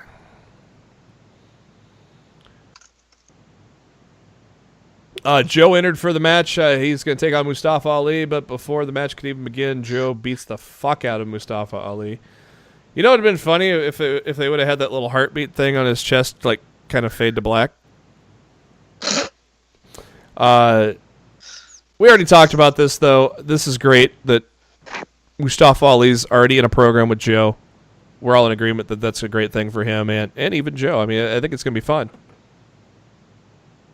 It's always good when Joe can play the bully. I thought it was hilarious when Joe stared down EC3 posing in the mirror, though. You got some Impact flashbacks there. Did Joe and EC3 ever have battles? Or was that too far gone? I'm trying to remember if EC3 was there when Joe was still there. I don't think he was. I can't remember if they were cross paths or not. So Joe just beats the living shit out of Ali, basically, and he acted like he was done attacking him, and he'd go back and attack him for a second and a third and a fourth time. Sonya Deville is in the locker room with Mandy Rose, and she's like, Mandy, are you sure about giving Jimmy the hotel key? Mandy says, I want to make Naomi's life miserable. Sonya's like, you do know your extended segments cost to be my match against Carmella tonight, right? That too. And Mandy says, I don't care. I want to break up Naomi's marriage, even if it costs you your match with Carmella. So Sonya's like, oh, get okay. And Mandy left to the motel. Rey Mysterio walking backstage to the ring, and Nikki Cross showing up going, I want to play, Rey! Rey's like, wow, crazy. Kayla Braxton asked Joe about the attack on Ali, and Joe said, that was just a statement. I'm going to win the Royal Rumble, which I, right now, might be predicting Joe to win. And any man declares himself a champion as a target, and Joe's going to hunt them down. Early predictions, Rumble. I'm going Joe right now. You guys have any early feelings? I've said it from the beginning. I was saying Balor, but Balor can't be involved anymore. So I said Seth, Balor, or Drew, and I will stick with Seth or Drew. I don't think Samoa Joe has a snowball's chance in hell of winning the Royal Rumble. I got this odd feeling that Joe's going to win it. I just do. I think you're on crack. Well, you thought I was on crack when I said Charlotte's going to beat Asuka, and look what happened. Charlotte. I still think you're on crack. A broken clock's right twice a day. Holy shit, Rey Mysterio Andrade. That was fucking amazing, wasn't it? Yeah, that was a good match. Yeah, it was a very good match. Match of the year so far. Of course, it's January 16th, though. 16 days in. Damn, that was some shit they did, some counters. There's some stuff we've never seen, too. Rey busted out the Destroyer a couple more times. He even did kind of the side crucifix kind of a destroyer into a crucifix pin type of deal, too. And man, this was tremendous. And Andrade getting the win. I mean, look out. He's probably the next challenger for Rusev for the U.S. title. That might be a Mania match right there, guys. Do you think? Certainly possible. It's a possibility. Vince loves to put that U.S. title on foreigners, so. I think it's his number one requirement. True. Jimmy's walking down that hotel lobby. Oh, man. Walking down that hallway, he takes out the room key, and what am I going to do? Dun, dun, dun. What should I do? He knocks on the door and goes in, and Mandy's sitting in a chair. And there's Mandy in more lingerie than her wrestling gear. That is another fact. Which is just another reason why I don't understand why people are so bent out of shape about these storylines, like her in a towel, or her in her bra and panties was still honestly more freaking the clothing than her actual wrestling gear is. The towel and the lingerie covered a lot more real estate than the gear does. So yeah, exactly. Like, people need to chill the fuck out for real. So I had two thoughts on this. Jimmy's going to show up and Naomi follows him, or B, Jimmy plans that Naomi's going to show up and she tells her, which he did the right thing. He told Naomi, and he acted like, he was like, hey, man, I don't know what you're trying to do, but I don't like it. It ain't cool. And Mandy Rose thought she got one up on Jimmy and Naomi by having a paparazzi in the bathroom. Jimmy didn't look too worried because he walked out, said goodbye, and left that door open a crack for Naomi to rip off her earrings and go to town, right? Yep. My favorite part about it is Mandy got the better of her and got away. Yeah. Again, fucking great segment, wasn't it? It's not what I expected. I definitely expected Mandy to be laid out by the end of that segment. The fact that she got the better of her and got away, I was like, yeah, you go, girl. Well, Proper storytelling. we got two sides of the coin here. We got Darryl's a Naomi fan, and we got Matt's a Mandy Rose fan, and I'm in the middle. I like Naomi too. I do too. I'm just saying you like. Yeah, I like Daryl Naomi. likes Mandy too. You know, it's like we You like everybody. Naomi We better like than that everybody Mandy in at the this story. you like Mandy more, and he likes Naomi more. Is what I'm saying. I'm not saying you hate each other's other women, or whatever. I'm telling you, I'm talking facts, right? What you like the Mandy hell? more than Naomi. Daryl, you like Naomi more than Mandy. More than Mandy. See? Absolutely. I'm just talking facts here, boys. I'm right in the middle. Right in the middle with my girl Peyton Royce. Lord. Birthday bash time, and hey, Miz got him a nice little set of Jordans. And I liked Shane's reaction. He was like a kid at Christmas when he opened up the Jordans. Dude, he's such a shoe nerd. He is. I love. I'm sure that was a genuine reaction. I loved that reaction. That was sweet. That was awesome. There's cake, couple cakes. Cake. We know somebody's gonna go through. Those are some good looking cakes. It was. I ain't even gonna lie. Sad to see them wasted. One of the cakes had the Miz and Shane posing with their child, the World Cup trophy. Miz says, "I have another present for you," and showed a pretty cool video package of Shane, all his accomplishments, and then leading up to them coming together as a team. And then the bar comes out predictably, and to interrupt the ceremonies, and says, "This is embarrassing." And and Cesaro noted that they didn't even invite Vince to this, and Vince doesn't want to come because he doesn't give a damn about Shane. Oh, daddy issues. And this led to Shane volunteering Miz to challenge Sheamus to a match right here and now. Miz is like, "I'm not dressed to compete." Shane's like, "Well, I wasn't when I won the best of the world trophy." Miz is like, "All right." This whole segment makes me not want them to break up, which is obviously going to happen before Mania, right? You would certainly think so. Although they are advertising the SmackDown that is in Baltimore, it's the last SmackDown before WrestleMania. The match they're advertising for the show is Shane and The Miz against the Bar for the tag team titles. Yeah. After seeing that segment with the party, which sometimes those party things suck too, and I thought this was a great segment as well. And I'm like, I don't want to see these guys break up now. At least not this soon. I want to see this go for a while, And I thought Shane and Miz did absolutely as good as they could have done with what they were given. There's been segments similar to this that have tanked up the ass, and this was fun. This was good. It led to a quick little match where we got to see Cesaro eat some cake, and we got to see a Van Terminator, and it was a great end to SmackDown. It was a fun end to SmackDown Live, wasn't it? And Miz held the cake in the wrong direction. Yeah, so... Dumbass Miz. Yeah, I'm sure Shane wasn't happy about that because it got all over his shoes.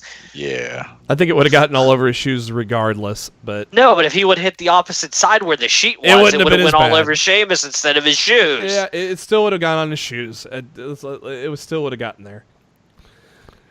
So, that was a great Raw and a great SmackDown this week, wasn't it, gentlemen? I won't go as far as to say Raw was great, but I very much enjoyed SmackDown. We got a little bit of consistency going on here on the road to WrestleMania. I thought Raw was a lot better than it was better than average. The first hour was painful. Yeah. To the point where I almost wanted to turn the damn show off. Like that's how bad the first hour was. Yeah. Woo. Well, that's going to do it for this edition of Lost in Midcard. We've been going at it for a while anyways, but we told you we had a lot to talk about this week. Long-ass show. Thank you to SpiderDuck.net for being our host and enabling us to be on iTunes and any of your favorite podcasting apps. All you got to do is search for Lost in the Midcard. Hit that subscribe button. That way you know every time a new episode comes your way every Wednesday. And also keep an eye out for any specials that may come your way as well. You can subscribe to us on the YouTube. The links to all of our subscription models are on our Facebook page, facebook.com/Lost in the Midcard. Also on the Twitter at LITMC Podcast. Give us a follow there. Also, we share a lot of the great tweets from the wrestling world. Darryl's on the Twitter at No One Like D. Matt is on the Twitter at Raw F Showtime. I am on the Twitter at JB Huskers. Give us all a follow as well. And before we ride off into that sunset, Darryl, what are your final thoughts? Lucha Underground, stop being wrestling terrorists and let those folks out their contracts. Word! Please. Word! Matt? Stop pretending like every little thing is going to set back professional wrestling or women's wrestling back by several years. Sometimes you people just take shit way too fucking seriously. Word! They're going to main event Mania, motherfuckers. Settle down. For Darryl, for Matt, this is Jeremy. Thank you for tuning into Lost the Midcard. We'll be back at you next week with our Royal Rumble preview, as well as Takeover Phoenix. Have a good one, kids.